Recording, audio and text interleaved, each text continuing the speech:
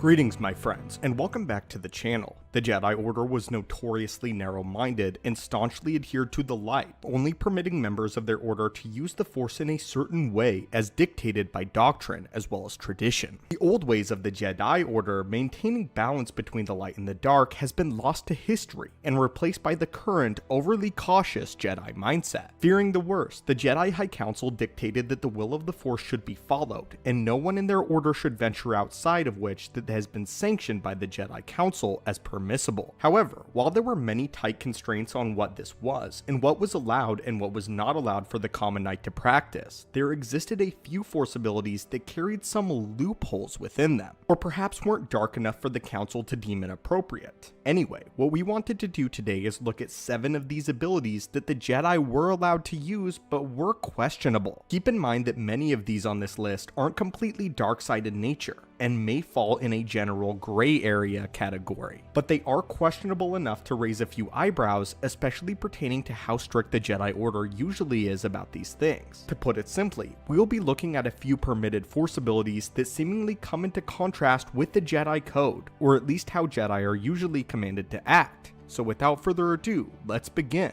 and let's break down 7 of the most questionable light side Force abilities permitted for use by the Jedi. Number 7, Force Stealth. Force Stealth, also known as Force Concealment, Suppression, or the Art of the Small, is the ability to reduce one's signature in the Force down to the size of an atom, effectively making it nearly impossible to detect their Force sensitivity, much less their alignment. This ability was most notably used by Chancellor Palpatine, who had mastered this ability to its highest degree to the point where he was able to sit in a room with nearly all of the members of the Jedi High Council while going completely undetected. Both Darth Plagueis and Darth Sidious enjoyed the subtle thrill that came with standing within arm's reach of Jedi Masters without being caught or detected at all. This was considered for a while to be a dark side ability, but this decision was repealed at some point in time by the Jedi Council, as it benefited the Jedi Shadows and Sentinels that often needed to go undercover to extract and destroy dark side targets. The reason this feels a bit questionable for a Jedi to use is because secrecy is against the Jedi way, and very few Jedi are permitted to go undercover at all. As a peacekeeper in the galaxy, a Jedi wears their order's robes with pride in order to stand out in a crowd as a beacon of justice and hope. By strict regulation, a Jedi must have their lightsaber displayed on their belt and never obscured, as this was a symbol of the Jedi's authority and trust, a trust that they instilled within the people around them. The idea of hiding themselves within the realm of the Force seems counterintuitive to that message, but like we said, there were many scenarios where this ability came very handy for Jedi to continue to outlaw it entirely. Number 6, we have Force Bellow, not to be confused with Force Scream. This unique Force ability allowed the user to unleash a powerful surge of Force energy directly from their voice, which generated a wave of destructive power. Some Jedi have been noted as using a mild version of this to simply amplify the sound of their voice, as if they were speaking through a megaphone. However, the primary use of the ability is one of destruction. A master of this power has the capability to rend apart an entire room with their voice. We see this ability being used by the Ithorian Jedi Master Roran Korob during General Grievous's attack on Coruscant. The Jedi used this ability while trying to protect the Chancellor from Grievous himself. While it is undeniably effective, some might agree that such a power is a bit of an overkill. A Force Push, or perhaps even a Force Whirlwind, would achieve the same effect without the added risk of bursting the eardrums of the target or nearby allies. While I definitely don't believe that this ability risks the dark side, or is inherently against the Jedi Code, it can be stated that Force Bellow seems to be a very drastic option for any Jedi to take, and is quite similar to Force Scream, perhaps too similar. Number 5, Force Combustion. A highly advanced feat of telekinesis, Force Combustion is the ability to make objects explode with nothing but the Force. It is made easier if the object in question is already flammable by nature, but it is certainly a shockingly powerful and destructive use of a Jedi's abilities. While we may say that Force Combustion is an excellent technique for distractions or blocking the paths of escaping enemies, Master Sabla Mandabu explicitly states the ability for being effective at injuring an entire room of enemies. Perhaps when when no other options are present or present themselves at the moment, an ability like this could be warranted. However, just like Force Bellow, it is a bit questionable to use the light side for such a destructive potential. Again, we are simply using this list to call out discrepancies in the way the Jedi teach the use of the Force. So now, let us move on to yet another. 4. Alter Environment. Finishing the category of destructive Force abilities on this list, we have Alter Environment, one of the most powerful light side abilities ever recorded. Alter Environment is the ability to use Force influence over the natural world. This can include directing a hailstorm, causing waves to crash against enemy fortresses, or even summoning a bolt of lightning. While you may think this power is only delegated to the Celestials or the Ones, you'd be wrong. Just like Force Combustion, this ability was one of those listed by the Jedi Sabla Mandabu in an advanced Force ability section in the book The Jedi Path. In this section, Anakin Skywalker comments on this ability, saying that he heard some masters can even pull down pillars of fire. For all of the Jedi's claims of usurping the will of the Force or flaunting their command over it, Alter Environment is an awe-inspiring display of what a Jedi Master over the Force can really do. To me at least though, it seems a bit hypocritical to say that it's a Jedi duties not to use their connection to the Force as a way to command the universe around them, while at the same time simultaneously promoting abilities such as this. Number 3. Mechu Daru. Now we are getting into the powers in the Force that actually are dark side in nature, but the Jedi can use. While some of these may not seem as powerful as the ones listed above, this list is in order of questionability, and quite the questionable one is this Mechu Daru is actually a power which was created by the Sith. Mechu Daru gave the ability for one to bestow themselves understanding of a mechanical or technological piece of equipment such as a computer or a droid, and then to assert their command over it.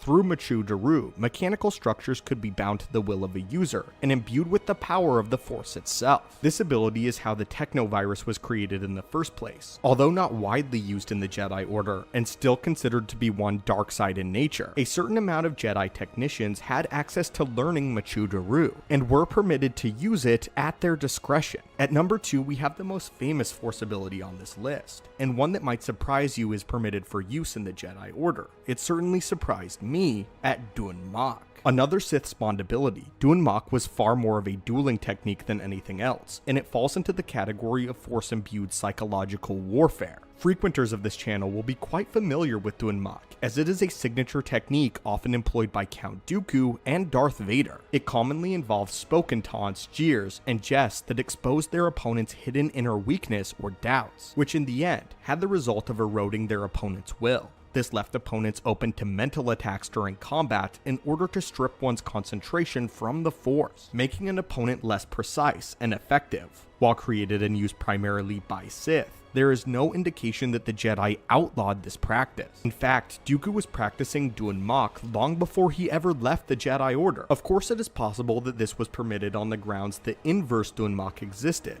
It was used by Luke Skywalker on Darth Vader aboard the second Death Star, in fact. The young Jedi attempted to turn Darth Vader to the light by reminding him that there was still good left in him and that he was still capable of love. It may have also been used by Revan on Bastila Shan aboard the Starforge to achieve the very same effect. Because of this loophole, both sides of Dun Mok were permitted for use by the Jedi, making it one of the most important Force abilities in all of Star Wars lore. And finally, at number 1, we perhaps have our most shocking inclusion at Force Injure. We put this at number 1 because I believe this actually goes directly against the Jedi teachings when using the Force against an opponent. For a while in the Jedi, it was even controversial to pick up an enemy and throw them with the Force as a Force push was, for a long time seen as one of the only acceptable uses of the Force over another living creature. Force push would soon be toppled by several highly more dangerous and volatile abilities. Oh, how far the Jedi have fallen. The Jedi preach to never use one's command over the Force to assert your will or power over another, and that you use your connection to the Force to serve.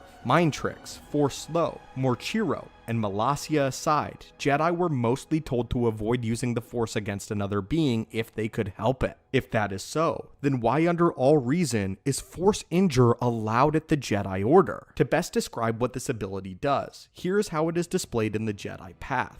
Alter abilities can be used to heal, but also to injure. Both are Jedi abilities, but the latter must be used sparingly, because the potential for abuse is great. Among the Sith, Force Injure was used without reservation to kill others from a great distance. Under no circumstances do the Jedi allow Force Choke, Force Crush, or anything similar on another being, Deadly Sight, Force Rend, or Memory Walk. But using the Force to literally just injure someone is apparently totally fine when used sparingly and is even considered a Jedi ability. Not one created by the Sith, but a Jedi ability. This discrepancy here is loud, my friends. And now, we see through the lies of the Jedi.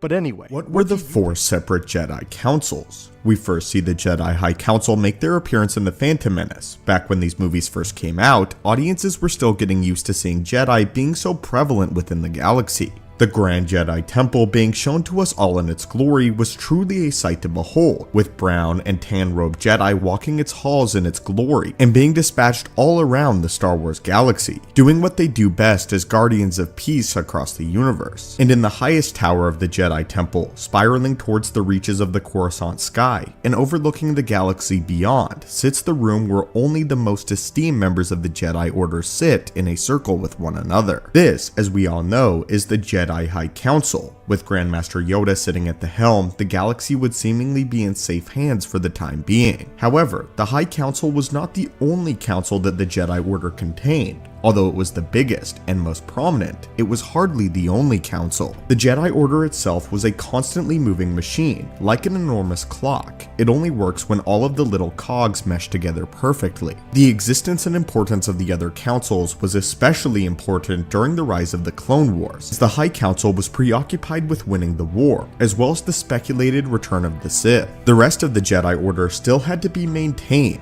This is where we start to discover the three entirely different, smaller councils around the Order. So stick with us today, curious students of the Force, as we talk about each council's placement and duties within the wider Jedi Order. A good starting point would be to go ahead and discuss what exactly it was that the High Council actually did, and their pure responsibility. The High Council was the primary governing body of the Order, and was comprised of 12 Jedi Masters, all of whom discussed and contemplated all aspects of the Order and its functionality. This would include how the Jedi Knights were to be dispatched when a call for help was issued, handling the Jedi trials, and when a student ascended to the rank of Knight, as well as being a liaison between the Jedi Order and the rest of the galaxy. Many times, it was the council members who went out to represent the wider Order on formal galactic affairs. The High Council was the only council that dealt directly with the office of the Supreme Chancellor. The council was composed of 5 permanent members who accepted a lifetime commitment to it. In addition, 4 long-term members served until they chose to step away. And then of course you had the limited term members that sat on the council for specified terms and specified reasons, be that specialities in certain fields or knowledge that they possessed. With the High Council out of the way, let's talk about the 3 other lesser-known councils. There were 3 others: the Council of Reassignment, the Council of First Knowledge, and the Council of Reconciliation. These councils had significantly less members than the Jedi High Council did, with most of them comprising of somewhere around 5 or so members. It was indeed possible and not at all uncommon for one master to serve in more than one council at a time. The purpose of these smaller councils was to see the more specific parts of the Jedi Order, and oversee the parts that would be too tedious for the High Council to oversee directly. The Council of Reassignment, for example, to start with, was a council that presided over and were responsible for the Jedi Service Corps. For more information on the Service Corps, definitely check out our video on what happens to Padawans who failed their Jedi trials. Speaking on which, failed Padawans were a large portion of the Reassignment Council and the group that they regularly dealt with, hence their name. Padawans who did not succeed in their Jedi trials would be given a few more tries, but they could only try so many times before no master would wish to train them any further, and they would then be sent to the Council of Reassignment. It's important to note though that not all Jedi in the Service Corps went to see the Council of Reassignment were necessarily exclusively failed Padawan, as a great many Jedi Knights weren't particularly interested in pursuing guardianship, and much rather wanted to apply their skills to help the galaxy in other ways. This could include include going to the agricultural corps or using their talents in the Force to help life thrive and help plants grow on worlds who needed their help. Therefore, they would be sent to the Council of Reassignment in order to be reassigned to these respective fields. This is something that Grandmaster Yoda acknowledged as being a truly commendable application of the Force, therefore making the Council of Reassignment integral to the inner workings of the Jedi. Moving on, we have the Council of First Knowledge. This was a council that presided over the library and the Great Jedi Archives. The Chief Jedi Librarian was often a part of this council as they were directly head over the physical library itself and its information contained within. They were also responsible for seeking out and protecting knowledge of the Order as well as the history of the galaxy itself. They believed that the council could not evolve without the ever-growing knowledge base. With this idea in mind, the First Knowledge Council had a string of agents who they would dispatch out into the galaxy to recover many ancient tombs as well as artifacts, Jedi and Sith alike. Again, including dark side in nature. Their agents were specifically sent out to find, recover, and destroy all remnants of the Sith. Following the new Sith Wars, the Council dedicated itself and its shadow agents to the recovery of all Sith artifacts, deeming them too dangerous, and deeming the possession of such material illegal. Agents of the Council were then sent out to virtually eradicate all traces of the Sith, making their role in the galaxy extremely important. The Council of First Knowledge was responsible for the near elimination of Darth and Dedu from all text found within the Republic and Jedi archives, believing his power of essence transfer to be too dangerous. Agents serving the Council worked primarily in the Tower of First Knowledge, consulting holocrons and making use of specialized chambers to seek out dark side activities. The final council we have to cover would be the Council of Reconciliation. The Council of Reconciliation was a council that dealt with the more political side of the Jedi Order. Although larger decisions were usually left to the High Council, the Council of Reconciliation did have a certain relationship with the Galactic Senate, and were responsible for dispatching Jedi to planets in order to resolve a peaceful resolution between that system and that of the Jedi, or that systems and another system in question. Working closely with the Republic Diplomatic Corps, the Council sought peaceful solutions to political debates, as well as served as a mediator among different parties or different local governments. At the Council's disposal were the Chancellors, who were trained as diplomats and ambassadors, as well as a slew of seers that assisted in making key decisions on behalf of the Reconciliation Council. Sometimes requested to deal with internal affairs, the Council would pass judgment over Jedi accused of falling to the dark side of the Force or committing a crime. It was acceptable for other Jedi to appear at the hearing to offer testimonies for accused Jedi. The Council's decision was final and respected by the three other councils though, making them essentially the judges of the Jedi Order. So students of the Force, greetings again, curious acolytes of the galaxy, and welcome back to the archives. Over the course of the Jedi Order's long history, they have always championed themselves as followers of the light side exclusively. However, we are all quite aware that despite this claim, some of the most ruthless and terrifying Sith Lords have come straight out of the Jedi Order's ranks. A Jedi falling to the dark side did happen quite a bit, and when we look at the overarching timeline of the Order's history, it appeared to be a frequent occurrence, especially during times of war. Typically, the High Council's response to this was to tighten their grip on their members and impose even more fence laws and narrow doctrine, until unfortunately, the Jedi became stagnated in their own light side dogma. Many criticized the Jedi for not doing more with their own members when it comes to their temporary turn to the dark side. And while we also held that opinion for quite some time, our archaeologists have recently uncovered a secret planet known as Spinter, a planet where the Jedi Order had established a rehabilitation center for those that had fallen to the dark side, a place that the Jedi Order called the Dawn Temple. The Dawn Temple was a secluded outpost on the peaceful outer rim world of Spinter. The Dawn Temple served as a way for those Jedi that were tempted by the dark side to seek redemption and peace. But these seemingly forgiving halls hide a very dark secret, one that may very well be one of the Jedi Order's most astonishing crimes. So today, my friends, sit with us as we open up yet another holocron and talk about the mysteries of the Dawn Temple. First, let's begin with the world of Spinter. The planet Spinter was located in the Spadja sector of the Outer Rim, a system that was very rarely traveled, and for good reason. There have been the establishment of many different Jedi temples and outposts located all over the galaxy, but this one seems purposefully tucked away. And that is not by mistake. Spinter was known as a peaceful place of seclusion. It was founded by the Jedi as a spiritual retreat for those that were losing their way. Basically a vacation spot for Jedi that were feeling the squeeze of the dark side closing in on them. The isolated world was chosen so that faltering Jedi could find a tranquil environment in which to reconnect with solely the light side. Originally, it was just a small outpost, and the Jedi coming there were only there to use rooms for sleeping and eating, while they spent the majority of their time in the nature of the world. The Dawn Temple itself didn't come much later, when the mounting pressures of keeping peace in a slowly failing republic brought more and more Jedi to the brink of the outpost, as many began embracing the dark side inadvertently. Therefore, the High Council constructed a brand new site and a new facility at an unknown point in history.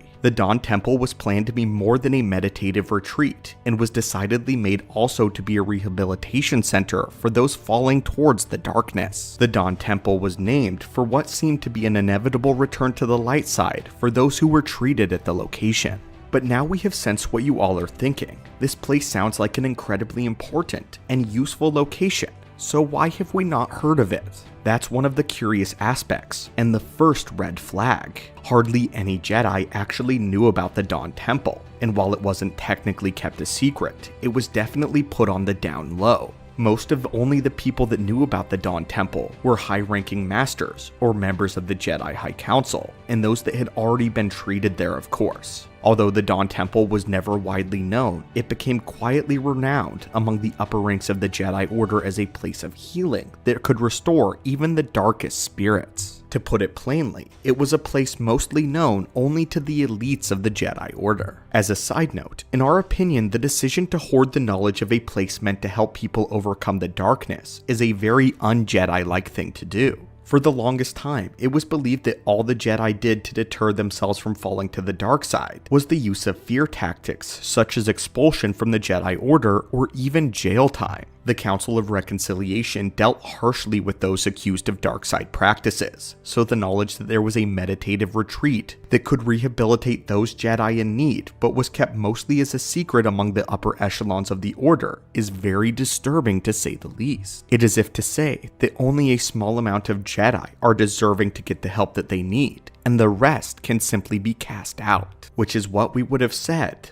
but we found out the lie hidden within the Dawn Temple itself. One of the Jedi Order's greatest mistakes. While the Dawn Temple was indeed a location for rehab of dark Jedi, but they never spoke of how they were rehabilitated. For those that were only tempted by the dark side and needed to find their way back to the light, they would get the soothing, meditative retreat experience that the place was known for. However, those who fully fell to the dark side would get a much different experience at the Dawn Temple. They would be forcefully imprisoned, put into stasis fields where they could do no harm, and they would have their minds messed with as the rehabilitation process took its effect. It isn't entirely known exactly what would happen to them there, but it was something akin to brainwashing and using machines and the Force in order to do so. On Coruscant, most of the time, Jedi who slip up are given a second chance to prove that they will not go down the dark path again. If they do though, they are stripped of rank and cast out. But if someone is admitted to the Dawn Temple, there is no getting out, in a stasis field that would remain until the treatment took full effect. There was no casting out or execution. There was simply imprisonment until they changed and turned back to the light,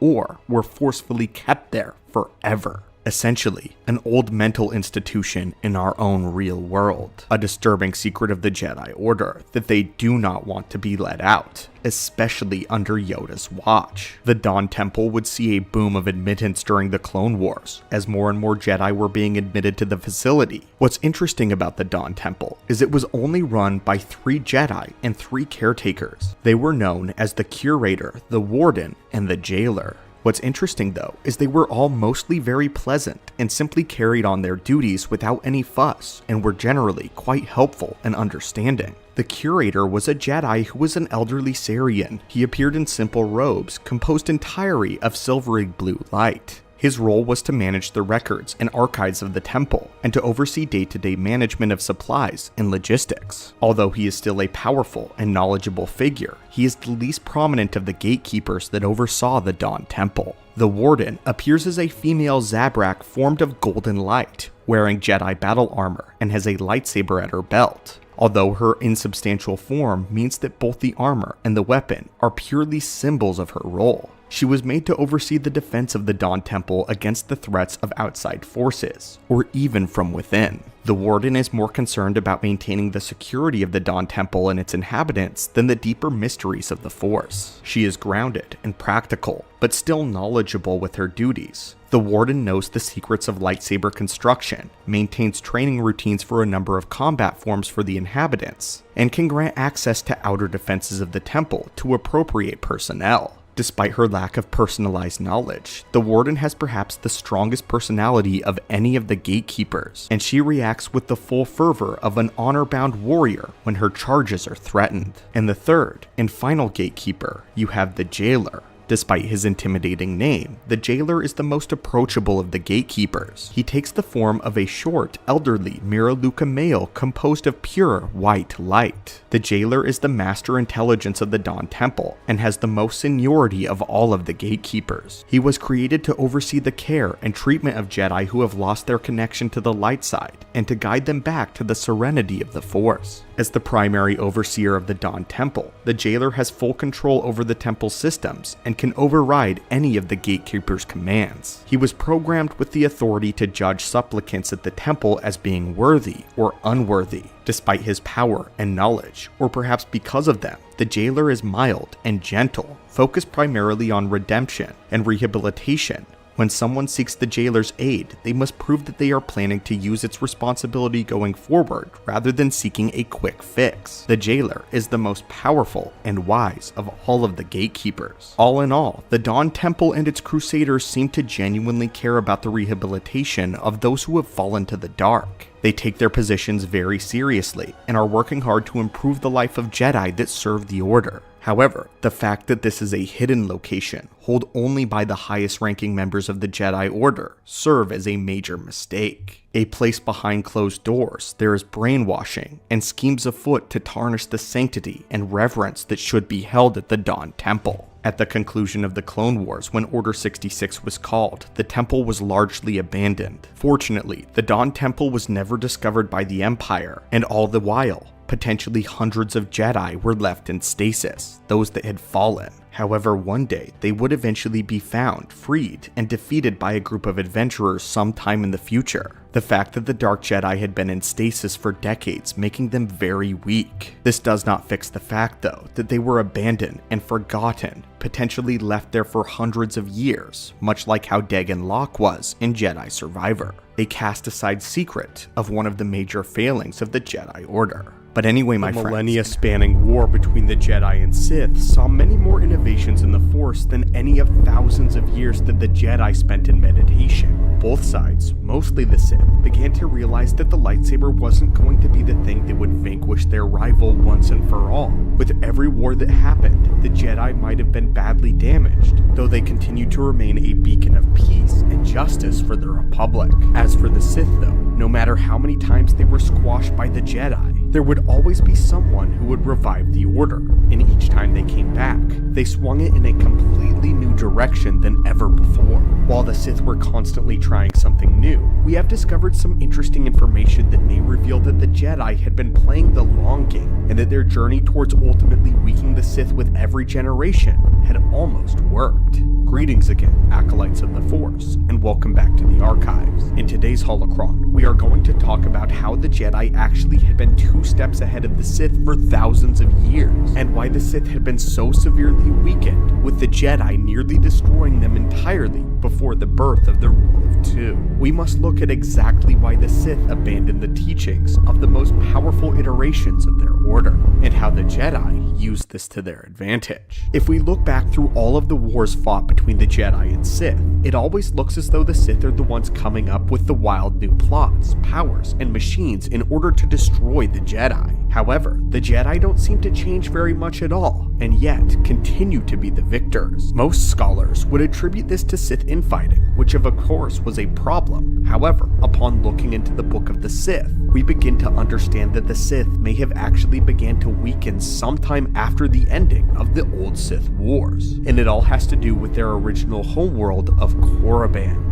In Sorsa Sin's chapter on the Book of the Sith, she is detailing from her perspective, which was about 6,900 BBY, that Corriban was something like a wellspring of darkness, how the dark side was so potent there that the air that it felt was constantly filled with electricity all around them. However, in the margins of this writing, Darth Sidious makes his own note. Corriban has lost its potency over the past 7,000 years, but it still whispers of dark secrets. At first glance, this single sentence doesn't seem to carry much meaning at all, and among more experienced Legends readers, it's common knowledge that Corriban is a shadow of its former self. But what does this mean for the Sith and the Jedi and their Great War? What does Corriban have to do with any of this? Corriban had been the hub of Sith for just about every time period that they returned, beginning back in the days of the Dark Jedi who first touched down on the world and began to harness the power and secrets of the ancient Dark Planet. During the golden age of the Sith around this time of the Great Hyperspace War, Corriban was the capital of the Sith Empire, which spanned over 200 systems by this point in time.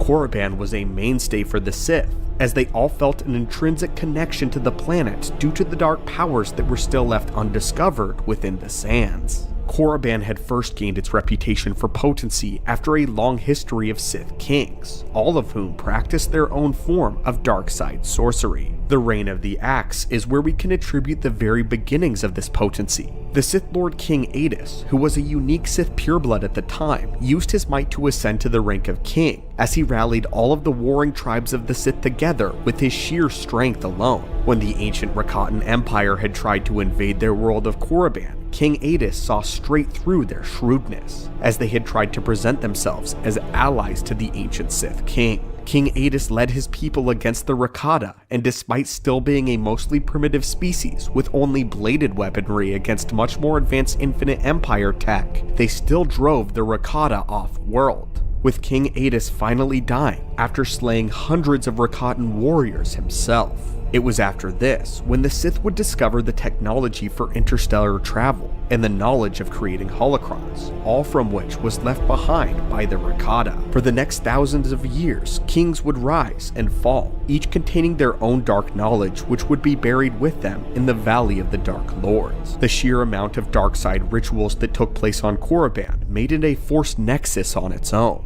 Just for reference, it only really takes one incredibly powerful ritual to taint an entire area, or sometimes even an entire planet with the dark side. But on Corriban, it was done over and over until every aspect of the world was infused with the dark side itself, even down to the flora and the fauna.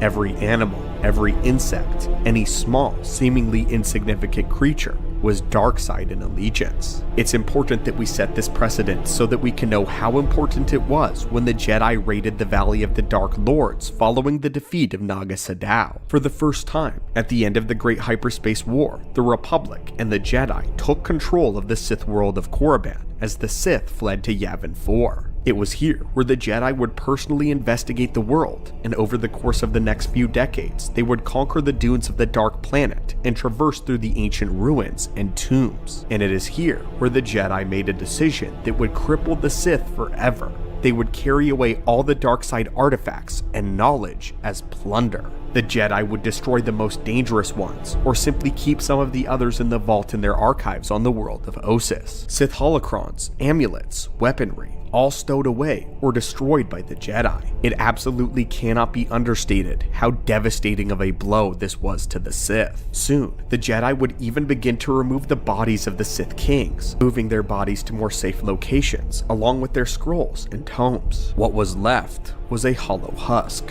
devoid of all the objects and things that maintained the world's power. Of course though, there were a few Sith that reclaimed some of these prizes, such as Exar Kun, who as a Jedi had collected one of the Sith holocrons and learned from it before striking out on his own and finding Yavin 4. Exar Kun was the primary hoarder of Sith knowledge, but even he only maintained a fraction of what the ancients had discovered. And following this, the destruction of the Great Library on Ossus, along with it came the destruction of many ancient dark side secrets. And without these artifacts, the potency of Corriban began to fade. Thousands of years would pass, and its power would wane. In the Great Galactic War of the Old Republic, the resurrected Sith Empire's first plan was to retake Corriban, a mission that was won by Darth Malgus. However, the Sith of this time stated that they could sense that Corriban was nothing like what the ancient ruins had foretold, only an echo of its past powers. Even the Brotherhood of Darkness thousands of years later would use Corriban as their academy world, but they admitted that there was nothing to be found on Corriban any longer. And Bane found out the hard way as he tried to traverse the Valley of the Dark Lords to find ancient knowledge from the old Sith, but ultimately found nothing but sand and bones. Unlike before, without this knowledge, every time the Sith tried to rise again, they would be weaker. The Jedi had removed thousands of years of dark side secrets from their order, the single largest blow that the Sith have ever received, a form of informational warfare, one that the Jedi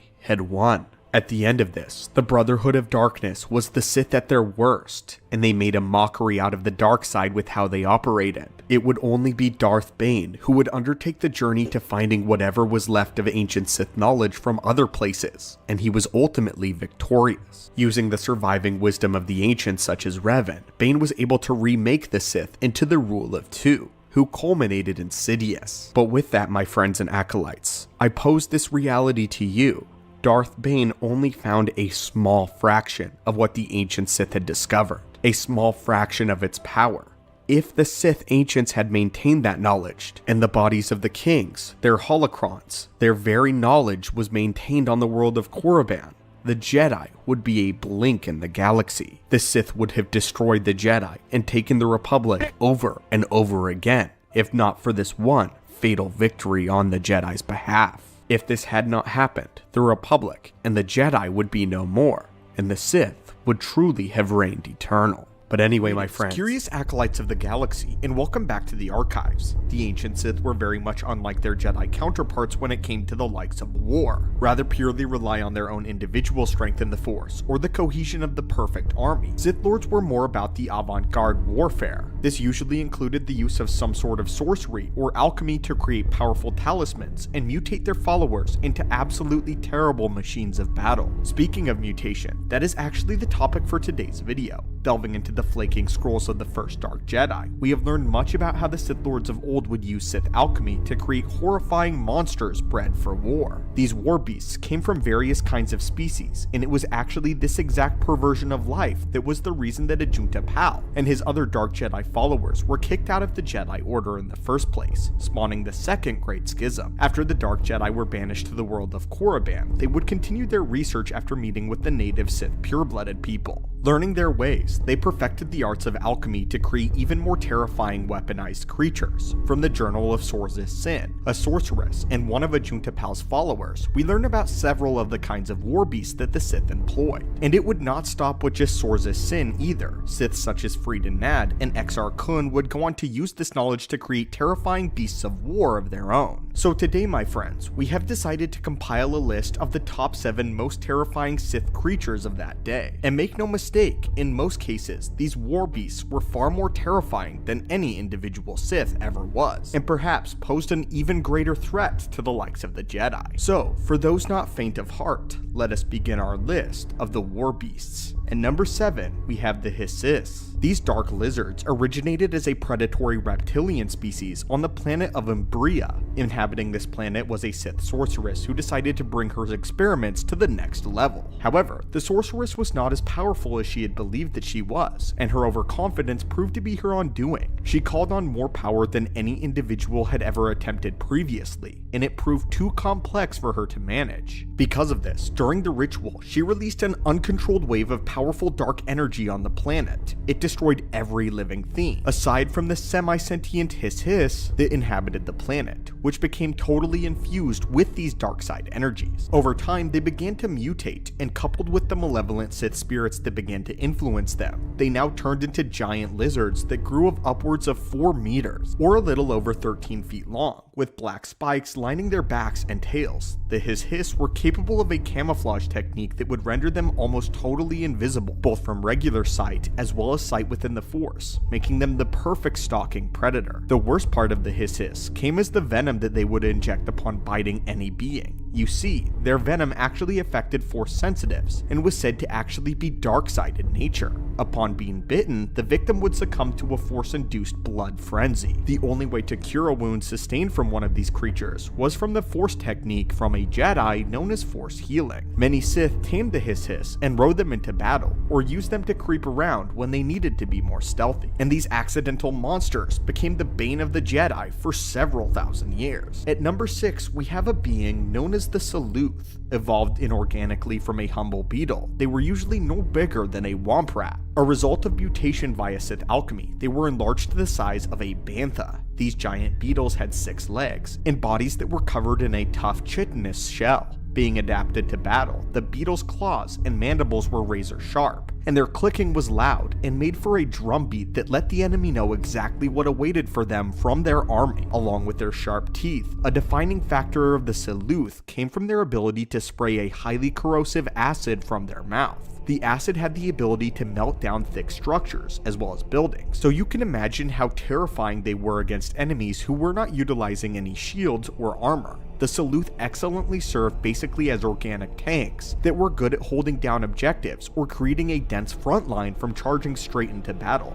The Sith altered them to take their predatory instincts and ferocity to the next level, with the dark side of the Force fueling their rage. A Saleuth relentlessly attacked anyone and anything that crossed its path, and did not stop until whatever it was that had disturbed it was dead or gone. The creatures clacked their mandibles loudly before attacking, and commonly fought by spraying an acid and crushing their enemies with their jaws. Saleuth were very difficult to control though, and even the Sith creators found it hard to restrain these giant beetles. Just like all other Sith weapons, this creature, along with the others on this list, are borderline overkill for their design purposes. At this point in our list, we're getting into the heavy hitters. At number 5, we have the Battle Hydra, one of the most curious beasts on our list. The Battle Hydra didn't really have a name besides just that, and they were created by the Sith Lord of course, Exar Kun. The Hydra were lizard creatures that had a muscular and almost humanoid body with a long tail and 2 leathery wings. They could switch between being on all 4s or bipedal with the hands containing 5 individual digits topped with sharp claws which could be used to tear flesh from bone. Their tails had a stinger that constantly dripped with an acidic crystallized venom that would melt anything that it touched, but the thing that would draw most people's attention would be the 2 heads mounted on its torso atop long fluid necks. Many only had 2 heads, but there were members of the species of Battle Hydra that had far more. The skin was infused with ancient Sith alloys that reduced the damage sustained by the beast. The armor alloy introduced into their basic physiology even reduced the damage from a lightsaber. Interestingly enough, unless being influenced directly by a Sith Lord, the beasts were actually pretty docile if left well enough alone. When in the wild, Luke Skywalker observed on Yavin 4 that they mostly just kept to their own, weren't very aggressive, or just hunted. Luke actually had to keep Jacen Solo from taking one as a pet,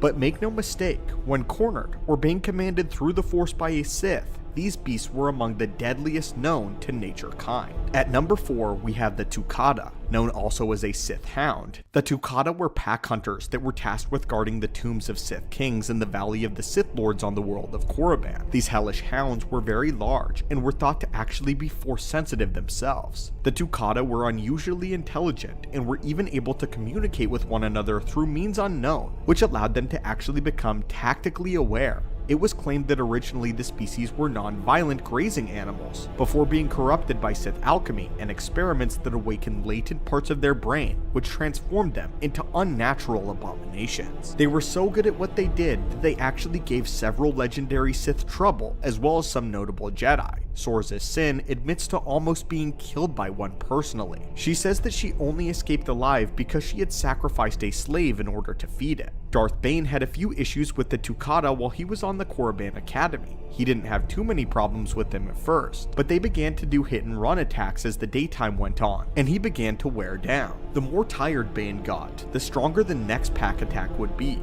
Even Master Yoda recalls a sad story where he had lost his Kaibook mount while patrolling Corriban. If you think this is one of the strongest beasts, you'd be wrong, as our list is only halfway done. And now, we are truly getting into the most dangerous war beasts in all of the lore. At 3, we have the Terentatek. Many of you, I'm sure, were prepared for this one, and it's one that is very hard to ignore. The Terentateks were extremely dangerous, and thought to have been descended from mutated Rancors. They looked much like Rancors, but were about a fourth of the size of one, and sported many spikes, as well as 2 tusks from the corners of their mouths. These tusks were venomous, because of course they were, and the poison often affected one's connection to the Force itself. The Terentatek fed exclusively on the blood of Force sensitives, and when they were on Corriban, they were a rather big danger to the Sith purebloods before they learned how to control them, and directed their hunger elsewhere. The Sith Lord Exar Kun was also reported to have created Terentatek's through Sith alchemy. A Terentatek's hide was highly resistant, and in some cases, even immune to the effects of the Force. They became the most dangerous of the creatures bred by the Sith. They were so powerful and dangerous to the Jedi that they were often dubbed Jedi Killers, and Exar Kun used these monsters to destroy Jedi outposts on Tatooine, Kashyyyk, and Tython. At some point in history, there was a great purge led by the Jedi to exterminate as many Terentatek's from the galaxy as possible, though some still remained, although very rare. Jedi were often sent into groups of 2 or 3 to battle these beasts, and the Jedi of this group had a strong Force bond between them. This was done so that the group could strengthen itself from the dark influence prevalent in the layers of a Terentatek, and as the Jedi had to rely on their weaponry and skills alone due to almost being completely Force immune, because of course the Terentatek's were able to fight off the gifts of the Force as they themselves were Force sensitive. This is one of the few species in the galaxy that the Jedi deemed too dangerous to be left alive.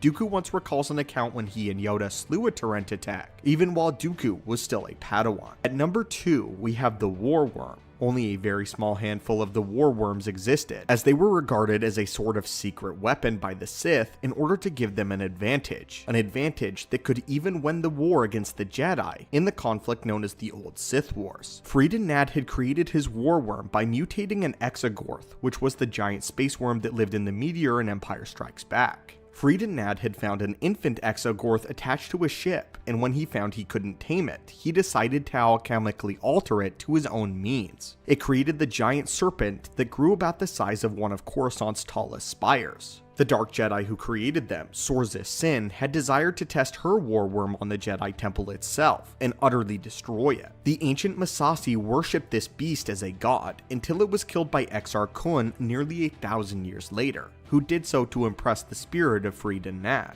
Unknown to Exar Kun, Nad was engineering this conflict to manipulate Exar, as he could only defeat it by using the power of a Sith amulet, and committing himself more fully to the dark side, as well as Freedon. And finally, at number 1, we have the most terrifying and dangerous of all Sith creatures, a creature known simply as the Leviathan. Created again by Sorzis Sin herself, and used during the 100-Year Darkness. Leviathans were large carnivorous reptiles created to roam the battlefields as living superweapons, and draw the life energies of enemy soldiers into blister traps that were located on their backs. The hide of an adult Leviathan was incredibly tough, and enabled them to even travel through lava unscathed. One of the most repulsive weapons in their arsenal, they developed several blister traps used to store the life energies of their prey. When they killed a being, they absorbed all of the victim's life force, and even their knowledge. Even if a being was freed from the creature's blister traps, the victim was rapidly aged and weakened. Leviathans could also interfere with the sensibilities of Force sensitive, causing the victim to hear screams, develop headaches, and trigger obsessive behavior centered around doing anything to make the pain stop. The knowledge and powers retained by these Leviathans could be accessed by the one who controlled them, and they could acquire the knowledge for themselves. This creature was the personal favorite of Sorzis Sin, who went through several beasts in order to perfect her creation. These beasts were used in the latter days of the 100-Year Darkness in order to back up the Dark Jedi armies. Ultimately though, even these creatures wouldn't be enough, and the Dark Jedi were forced to surrender to the Jedi, who greatly outnumbered them. Despite this though, I think the Leviathans deserve the #1 spot for their grotesque way of being able to absorb entire Force sensitives and retain their powers and knowledge to be accessed by the creature's master. To me, this is a huge threat to any Jedi, or enemy for that matter of the Sith. Well my friends, what do you think? Curious acolytes of the galaxy, and welcome back to the channel. The Jedi Order has had a colorful history of Jedi Masters, each with their own accomplishments that set them apart from the masses. In most cases though, Jedi Masters are remembered amongst the Order either for making important discoveries or for heroic acts during war. Though, to the Galactic Republic at large, the average citizens don't usually know about specific Jedi in their day-to-day lives. It is a rare thing for a Jedi to become a public figure. In fact, whenever they did, it wasn't typically something that the Council ever endorsed. This was because they believed that the Jedi were to remain humble servants of the public at large. What's more though, were that specific Jedi were not expected to have much to do with Senate affairs, which is an ironic thing on many levels. But that is exactly the subject of today's video. Our researchers have been digging through the old galactic records and found some interesting pieces of information. There have actually been not one, but 2 Jedi who served in the office as Supreme Chancellor of the Galactic Republic.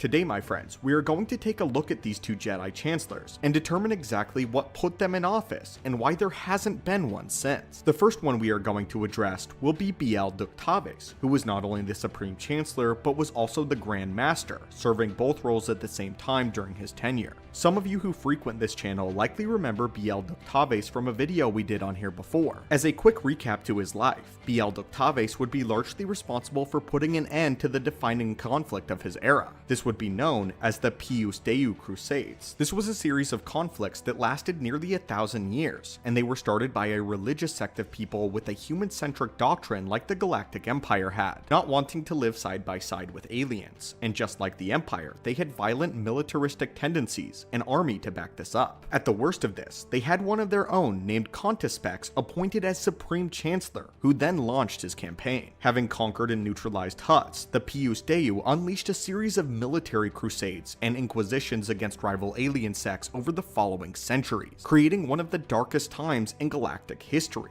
Every term, the Supreme Chancellor would be replaced by another of the Pius Dei, who would take the same name, and they would continue their series of wars, which harshly split the humans of the core world and the alien species of the Outer Rim in half. This continued all the way into Chancellor Constipex the 19th. This was finally put to an end when the Jedi got involved and conspired along with a group of peacekeepers to cause a rift within the Pius Dei, which soon toppled their rule. At the final battle, Byss Ductaves himself arrested Constipex the 19th, and thus stopped the Pius Dei once and for all. His reward for his service to the Republic was both the High Council as well as the Galactic Senate unanimously voting him to be the next Supreme Chancellor. The reason for this is unknown, but the information we have gathered, it seems that the Pius Dei had left a bad taste in the mouths of the Senate. With 19 men coming in and assuming the name and role of Constipex, the Jedi likely needed to give some assurance to the alien species of the Republic by showing them that the Supreme Chancellor was being selected very carefully. During this time in history, which is around 10,966 BBY, the Jedi were quite popular with the general public. Also, because of his acts of heroism for personally putting an end to the Pius Dei, Grandmaster Ductaves was the obvious choice until the Senate could regain the trust of the people. We don't have any information about Ductaves' time as the Chancellor or what he did afterwards, though we do know that he created his own holocron, which was stored in the Jedi Library on Ossus. The other Jedi Master who served as Supreme Chancellor is a bit more well known than Ductaves. Her name was Master Ganara, and she was originally a Jedi Consular. She served during the New Sith Wars and would actually be elected Supreme Chancellor and ascend to the rank of Jedi Grandmaster during the war against the Brotherhood of Darkness. During her rule, Ganara chose to not directly sponsor large-scale offenses against the Sith, because she believed that the majority of the Republic's populace was fearful of Sith attacks, and would not support plans to send large groups of Jedi Knights on campaigns in Sith space. Instead, the public would much rather have the Jedi just defend the Republic's frontiers and keep the Sith away for the time being. Her hands were tied on the subject, but her allegiance was to the Jedi Order first. Despite restrictions on such operations, the Jedi Master Veneer Trace launched numerous expeditions into Sith territories. Grandmaster Genera did not oppose Trace's activities, deciding to turn a blind eye to the activity for the good of the Republic. The Jedi Chancellor was sent frequent reports by Master Trace's missions, however. This would be the last time that the Jedi held the position of Supreme Chancellor that we are aware of. The primary reason is it seems like the Jedi ceased allowing their own to serve in the office, which was primarily due to the conflict of interest. In the previous case, Genera was unable to properly perform her duties as a Jedi due to the cautious nature of the war. All the service to the Republic that the Jedi were able to do had to be done under the table in order to avoid scrutiny. In a way, it seems that when the Jedi get involved in Senate problems and politics, it impedes at best and violates at worst the way of the Jedi. Someone needs to teach this important lesson to the Jedi of the Clone Wars era. That lesson is this: the role of a Jedi comes first. That role is peace and justice in the galaxy. Peace should always come first. The very nature of the politics scene is full of discourse and is not peaceful in any way. I would venture far into doubting that the Grandmaster Supreme Chancellor Genera likely wasn't able to give enough time to meditation and seeking the Force for guidance and answers. This fundamental thing all Jedi must do was likely very difficult. Not to mention that both she and Ductavis were doubling up as Grand Masters, which is already clearly a full-time job. Safe to say that their work-life balances were atrocious. The Jedi would not have one of their own on the political sphere anymore, at least not officially. We all know that the High Council had way more involvement with the Senate than any Jedi in history besides the two we mentioned in this video. The Jedi have a primary role as the monks that they claim to be, and they aren't meant to run the Republic, only protect it. But as always, we would love to get your curious acolytes of the Force, and welcome back to our archives. Ancient history, especially pertaining to that of the primordial Sith, is always a hot interest of ours on this channel. In many entries on our archives, we have mentioned and explored the Great Schism and the Second Great Schism, and the resulting creation of the Sith Order as we know it. However, one thing that we have not done before is create an entry all about the single man who spearheaded this reformation in the first place, the leader of the ancient Dark Jedi, and one of the first ever, if not the first ever, true Sith Lord. That man's name was Ajunta Pal. His life is very interesting, as we get a play-by-play of his deeds from various second-hand sources. However, there has never been a comic or novel from the perspective of Ajunta himself. The only time in any of the lore that we really get a first-hand account on things is when Revan meets this melancholy spirit of Ajunta Pal in the Valley of the Dark Lords on Corriban. But that is why we are here, my friends, to bring together all the accounts of Ajunta Pal's story and tell it chronologically, and also why Ajunta Pal may not have been as evil as some seem, and why he actually may have regretted turning to the dark side. So let's open another holocron and dive straight in. Our story begins around the year 7000 BBY. Ajunta Pal started his story the same way as many other Sith Lords, as a Jedi. He was a member of the Jedi Order on Ossus. Since the First Great Schism, the Jedi Order had outlawed the practice of the dark side entirely, since it managed to corrupt so many of their order back in the day, and it caused one of the greatest conflicts their order had seen, known as the Force Wars. We aren't told exactly how he came across this information, but he eventually does his studies on the dark side, and Master Pal discovered the secret of creating and shaping life, which was basically the practice of Sith alchemy, a video that we will do fully in depth later down the line. According to the accounts of one of the first Dark Jedi to join the Sith, Sorzis Sin, Pal and his followers began to venture into the depths of the Force, which they believe had been stagnated for eons by the strict rule and dogma of the Jedi. They discovered new powers and even gained control over life itself. Obviously fearful of this power, the Jedi Order deemed it an abomination of the Force and sought to erase all practice of it, including its wielders. The Order actually tried to bar off their practice and forbid them from continuing, but the followers of Pal refused. According to Sin, it would be the Jedi that would take up arms against their brothers and sisters first, striking the first blow, with the followers of Pal embracing the dark side in its fullest and becoming known as the Dark Jedi.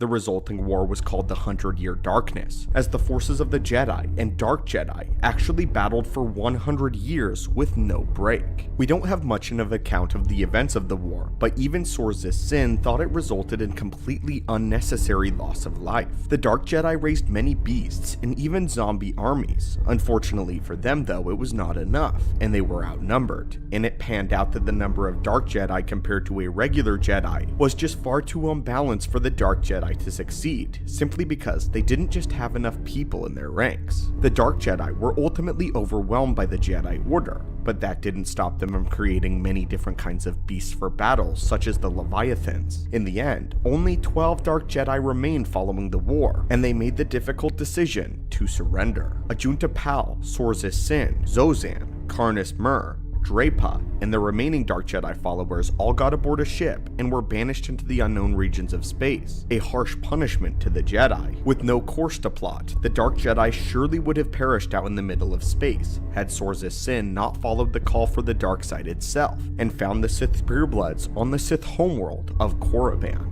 Ajunta Pal wasted absolutely no time when he landed, along with his comrades, as they quickly demonstrated their power and familiarity with the dark side and the Force to the Sith people, and established themselves as the gods of these Sith purebloods. The Sith, under their king Hakagam Grosh, initially resisted the Dark Jedi's attempt to attain their knowledge and subjugate them. However, Pal managed to recruit the king's shadow hand, who was basically a second-in-command, to their side, with the result that Grosh was betrayed by the Jedi, and Pal personally executed Grosh with his own sword. Following this, the Dark Jedi began to be known to the Sith people as the Gen Ari, which was the Sith tongue meaning Dark Lord, and Dark Lords they were. The Gen Ari built temples and palaces to themselves on worlds like Zyos, and brought the Sith people under their complete control. We all know about this side of the story, but getting back to Ajunta Pal himself, he would rule as the main Dark Lord until his eventual death. Ajunta would learn the ability to cast his spirit out beyond the physical death.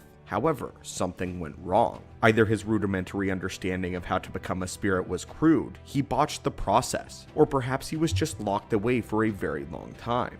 In any case, the spirit of Ajunta Pal would remain within the confines of his tomb, a tomb that was rediscovered by Revan almost 4,000 years later. Revan was attempting to find the sword of Ajunta Pal while he was undercover among the Sith. Ajunta's spirit appeared to Revan, but there was something wildly different. He seemed sad and very lost. He didn't even remember who he was. He was generally helpful to Revan and did the best he could to help Revan find his own sword, though he issued a warning that Revan had better not keep the sword, otherwise it would kill him just as it had Ajunta Pal himself. It took some help from Revan, but soon, Ajunta began to vaguely get his memories back, and he even showed distress and regret over his life. Eventually though, with some careful persuasion, Revan managed to get Ajunta's spirit to repent and turn back to the light side of the Force. This allowed Ajunta Pal, the first ever great Sith Lord, to become one with the Force and finally be at peace, no longer remaining bound and imprisoned to his tomb or the dark side itself. I find this ending somewhat interesting and pretty heartwarming. It isn't this kind of ending that you would expect to find from the creator of the Sith Order itself. I don't believe that Ajunta Pal was ever really that evil of a being to begin with,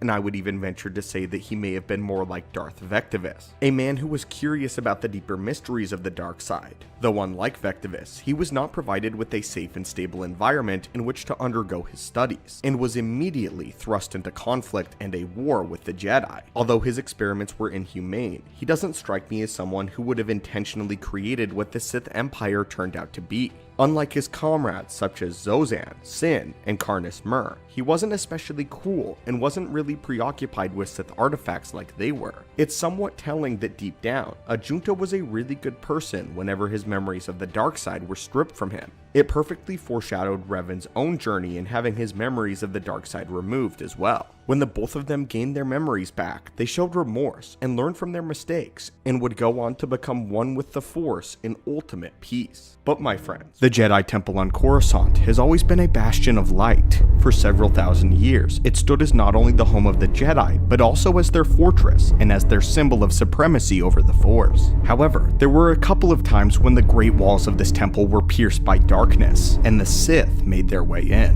One of the most famous occasions would be the sacking of Coruscant by Darth Malgus during the Great Galactic War of the Old Republic era. The second would likely be Operation Nightfall by Lord Vader at the end of the Clone Wars. However, only once has a Sith managed to infiltrate the Jedi Temple without the use of an army at his back.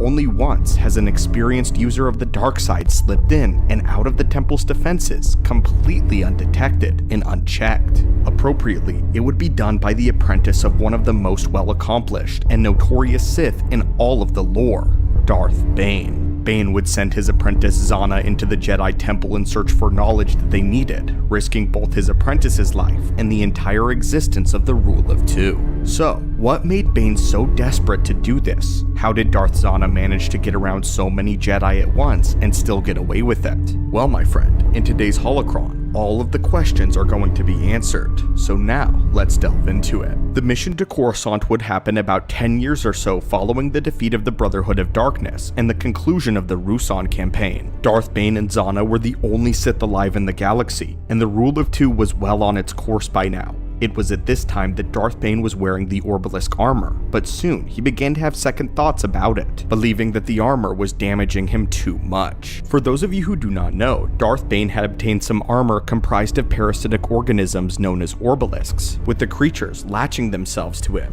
The parasites had grown all over him to encase his body full of armor, and their shells were so tough that they could repel anything, even a lightsaber. Not only this, but the parasites fed off of the darkness within him, and in turn pumped him with a chemical that increased his strength and power both physically as well as within the dark side. This had happened to him by accident, as they attached themselves to his body while he was exploring the tomb of the Sith freed in Nad, in an effort to gain the Ancient's holocron. For a while, Bane didn't have a problem with the Orbalisks, and even enjoyed the power and protection that they granted him. However, he would soon grow to regret this decision after he realized that one of the things that the Orbalisk did was give him a sort of rage boost that threw him into a mindless berserker mode. On 2 occasions of him losing control and flying into a rage, he destroyed their camp and nearly killed his apprentice Zana.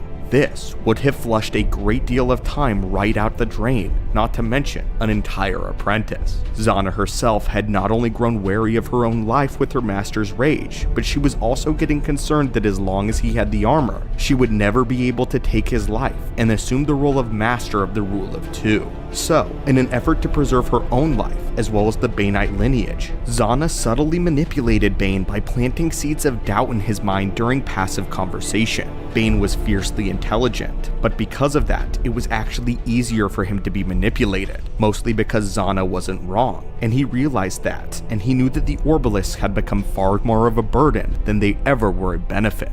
The only issue was that in every source he had on all of the holocrons that Bane had found, there seemed to be no way to remove the Orbalisks without killing the host. Unsatisfied, he used his wide network of contacts to try and find more about them, but had no luck.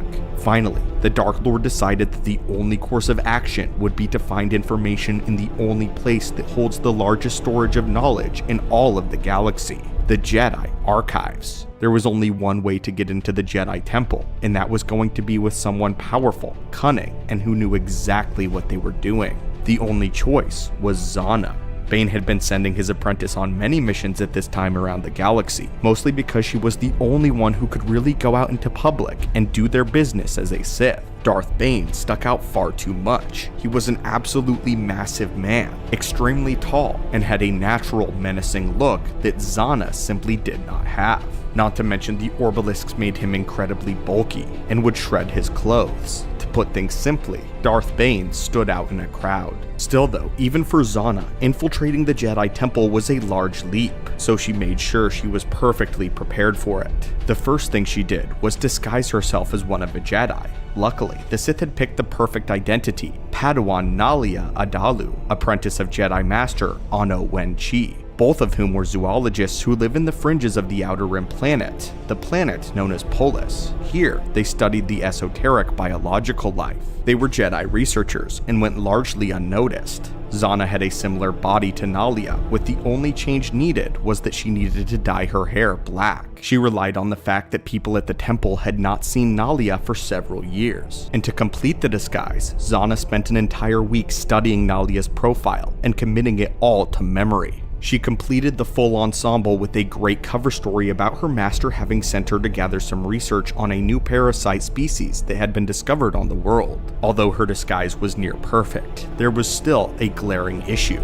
Zana's own dark side presence in the Force. How was she going to enter the very Jedi Temple, shrouded in darkness? Luckily again for Zana though, she was extremely talented in high-concept Sith knowledge. Obviously she could not simply conceal her presence in the Force, as that would draw too much attention. The Jedi could feel one another through the Force as family. She needed to have a presence of something, but something that was not sinister and dark. This is where she found the ability of false light. It was a difficult spell that required an intense amount of focus, but luckily, Zana got to the point where she could focus on it in the back of her mind and mastered the ability. As long as she did not lapse her concentration, the Jedi would not be able to sense the dark side. Now, with everything set, Zana snuck into the Republic transport and made her way to the temple. The mission was largely successful, as she even met several Jedi and played her part exceptionally well. Though there were some hiccups, as Zana decided to avoid some of the more experienced Jedi Masters, and the more perceptive of them would be able to sense her deceptions. However, even after standing in arm's reach of a Jedi Master, she was still able to fool him, something that gave the young Sith massive confidence. She then searched through the archives, and it took several days to find what she was looking for, which I think is absolutely crazy that Zana was able to keep her spell up for that long both day and night. It wasn't just that Zana snuck in and out, she was there for days undetected. Finally, the Sith found what she was looking for, a small article in the Obelisks which gave the Sith their lead. With her excitement though, her concentration broke momentarily. But luckily, even after running into an old childhood friend who recognized her and recognized her as Zana, she was able to refortify her spell, escaping the temple and leaving Coruscant immediately. Zana was an extremely underrated Sith for the things that she accomplished, weaving spells around the Jedi like utter fools, walking the halls of the Jedi Temple as a rule of two Sith Lord for days undetected. But with all of this, we also have another small theory. A theory that Zana led to the culmination and the end of the Rule of Two and the destruction of the Jedi, by not what Zana took from the temple, but what she left behind. We once spoke of the fact that Darth Sidious revealed that the holocron of Sorzis Sin, which the Jedi thought was actually a fake, was in fact a spying device. According to Sidious, the Sith had had possession of the Sin holocron all along, and the one that's in the temple had been spying on them since the days of Darth Bane. Sidious said that it was concealed from their sight using a cloaking spell, so let's think of this for a moment. How would the fake holocron get into the Jedi Temple? And who do we know that is skilled enough in cloaking spells to perform such a feat? Indeed, though it is not stated explicitly in the Rule of Two novel, it is our theory that it was Darth Zana who placed the fake Sin holocron inside of the temple. In the video we did before, we talked about how we believed that perhaps the Jedi had found the fake holocron somewhere else and brought it back to the temple, but it's far more likely that Zana may have just placed the spying device during her infiltration, since Sidious gave us an exact timestamp for when the fake holocron was placed, during the Darth Bane era. But anyway, the Jedi Order made a crippling mistake hundreds of years ago that would come again to impact their order and ultimately lead to its doom. Greetings, my friends, and welcome back to the archives. In Star Wars Legends, we are all very familiar with the 1,000 years of conflict between the Jedi and Sith, all beginning in the Second Great Schism of 7000 BBY. In many of our holocrons, we have detailed the escapades of the Jedi and Sith of old, as well as talked about the many crazy things the Sith have tried to do to rid themselves of the Jedi. These tales of great conflict occurred in the Old Republic era and have gone down as staple classics of lore from a galaxy far, far away. However, in the new canon, things are much different. Not only have barely of any of these classic legend stories of old remained in lore, but barely any information on the time prior to the High Republic era even exists yet. However, according to some sources, George Lucas included, the canon continuity of how the war between the Jedi and Sith went was far different than how legends painted it out to be, and there is one object that exists in Star Wars canon that actively represents this mysterious canon past, one that so far is yet to be explored. Today, my friends, we are going to be exploring what is buried deep beneath the Jedi Temple, the Sith Shrine hidden in its depths, the Sith edifice that bleeds the Jedi of their power over hundreds of years, and why the Jedi, fools as they are, would place their temple, a place of purity and light on top such a terrible origin. Many of you may know that this was originally set to be explored in the original Season 7 of Star Wars The Clone Wars, but what many don't know is how much the Sith Shrine influences all of the Star Wars lore that we know of and its long history. For the longest time now, we have mostly been using Legends continuity as an easy way of filling in the gaps of canonical Star Wars history. But as more of the canon timeline is being revealed, the Legends lore is being eroded, and more Legends sources are becoming outdated. And yet, there is a distinct period of time that has always been a major source of contention in the timeline of the galaxy, and that is the massive war between the Jedi and Sith of the old days. In Legends, there were multiple wars, some where the Sith were defeated, and then rose again to meet the Jedi with a completely new challenge under the direction of a brand new Lord of the Sith. Because of this, we have a massive archive and roster of the greatest Dark Lords that have ever existed in the galaxy. But according to canon, almost none of these people ever existed. Rather, the Second Great Schism and the preceding 100-year darkness of Legends is simply referred to as just the 100-year darkness in canon. The details of this are vague, but it follows the similar outline of the story that we already know, with a Dark Jedi deciding to splinter off from the rest of the Order, causing a massive war that resulted in the banishment of the Dark Jedi, forcing them to flee to the world of Moraband, the canon version for the ancient name of Corriban. But this is where the similarities between canon and Legends begin to experience turbulence. The Sith do indeed return, but they do so many years later, around the time of 5000 BBY, to begin what is known in canon as the Great War. The war is basically all of the wars of Legends continuity wrapped into a single skirmish. Apparently in this, the Jedi actually failed, making it its first major departure from Legends continuity, where the Sith basically show up, lose, and then return again 100 years in the future. After the conclusion of the war, and the Sith took control of the Republic, they cast out all surviving Jedi, and the Jedi now had to suffer the same fate that the Sith did many thousands of years earlier, when they too were cast out of the sight of the Jedi. It was here that the Sith then became the effective rulers of the entire galaxy, setting up something very specific as a symbol of supremacy. This is finally where we get to the Sith Shrine on Coruscant. On the planet of Coruscant, the center of the galaxy, the Sith went to the mountain which stood at the heart of the world, deciding to erect an edifice which became a nexus of dark side energy and a sign of the supremacy of the Sith Order and its eternal rule over the galaxy.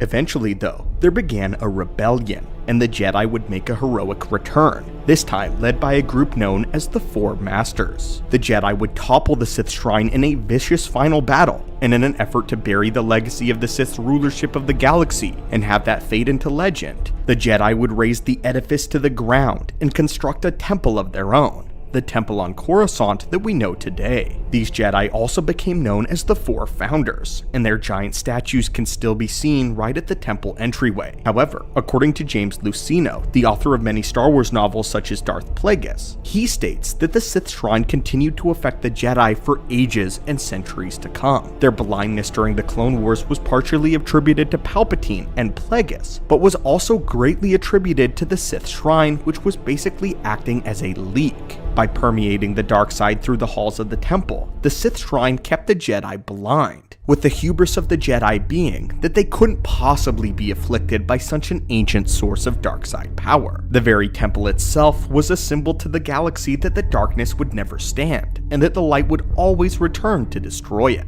But it was also an indicator that those that knew the story of the shrine, that although the Jedi may try, the persistency and power of the Sith and the very dark side itself was eternal. And worse, it was waiting. For hundreds of years, it was revealed that the Jedi had attempted to purify the temple with bathing it in light side energies, attempting to rid it of all of its dark side signature. But the shrine never eroded whatsoever. Many times, the sages of the Jedi would descend to the secret passage to the shrine itself, entering the depths of the temple where they could visit the shrine in secret, continuing with rituals old and new to purify the latent darkness within. These same sages would also attempt to purify dark side artifacts nearby, with the shrine without a doubt the closest guarded and darkest secret of the entire temple. The passage to the shrine was hidden by a very specific meditation chamber that blended in with all the others. This is likely the Jedi Order's greatest secret, and yet still their greatest mistake. The whole idea was going to be explored by Ahsoka in the Clone Wars, who would lead a small expedition down to the depths where the shrine laid. Darth Sidious knew about the shrine as it was apparently one of the most closely guarded secrets of the Rule of Two, and a weapon that they planned to use against the Jedi at a crucial point. Sidious was so secretive of the shrine, in fact, that he refused to share this information with Darth Vader. Sidious would have a team of droids excavate the shrine, and Sidious regularly went down there after he conquered the Jedi to meditate on its great power. It was a massive source of inspiration for the Dark Lord, as for hundreds of years, the Jedi had failed to destroy it. It was a symbol to his very power. As you can tell, the shrine itself is a representation of the differences between canon and legends. In fact, the story behind it is one of the things that distinctly separates the two continuities, but unfortunately, it is yet to be properly explored in anything other than interviews and small lore drops. Perhaps we'll get more information on this ancient Sith shrine that lay below the Jedi Temple on Coruscant, as it's such a fascinating concept. It's also clearly a part of George Lucas's original version and his history of the galaxy. There are a few similarities to Legends continuity, such as the sacking of Coruscant in Legends carried by Malgus, but it also has interesting differences as well, such as the fact that the temple was built as a sign of defiance of the old Sith rulers, and built after the Great War. The canon Great War also provides us with some much needed clarity to a single line that Sidious says in Revenge of the Sith. Once more, the Sith shall rule the galaxy. The line implies there was one point that the Sith ruled supreme,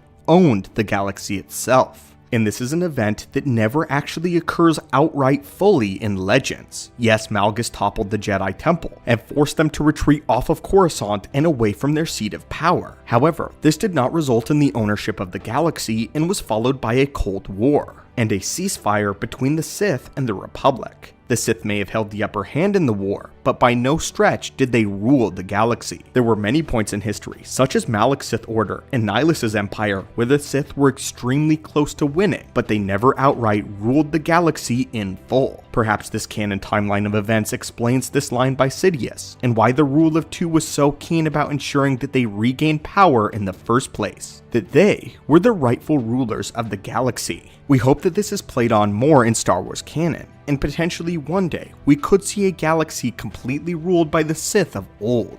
Obviously, Legends characters such as Exar Kun, Ajunta Pal, Bane, Revan, Naga Sadow, and more hold extreme importance. Perhaps this new history of the galaxy could be intriguing as well, as there is still 5,000 years left mysterious and unaccounted for in all of the timeline. But of all the questions, the Sith began as Dark Jedi, having split off from the Jedi Order that originated on Tython in an event that was later referred to as the Second Great Schism. This event led to the 100-Year Darkness, which was a war between the Jedi and the Dark Jedi who originated on the planet. The Dark Jedi, who were guided by Ajunta Pal. After their loss and exile, the remaining 12 Dark Jedi were banished into deep space, which was a section of the galaxy right on the farthest edge of the Outer Rim. Here, it would be that the Sith Empire would be born, and would one day return with a vengeance, with the Jedi unknowingly making their greatest mistake, creating the modern Sith. Welcome back, curious acolytes of the galaxy, to today's video, where once again, we'll be taking a deep dive into one of this channel's favorite topics, the ancient Sith. More specifically, the very first few Sith Lords of the Old Empire. In this video, we hope to detail some of the first ever most impactful Sith Lords and Sith Emperors, so that you the viewers can get a better idea of the rise of the Sith and some of its most influential members in its days of its construction, the original Dark Lords. Of course, starting off, we have to address the main man himself who started it all, Ajunta Pal. The entire schism was spearheaded by this Jedi Ajunta Pal and his followers, so naturally, he remained the leader for a long time to come. In the Book of the Sith, we are given a full detail of the story of the Dark Jedi's exile and the first few years after touching down on the world of Corriban from the perspective of Sorzus Sin. Sin was one of the 12 Dark Jedi that had survived the war,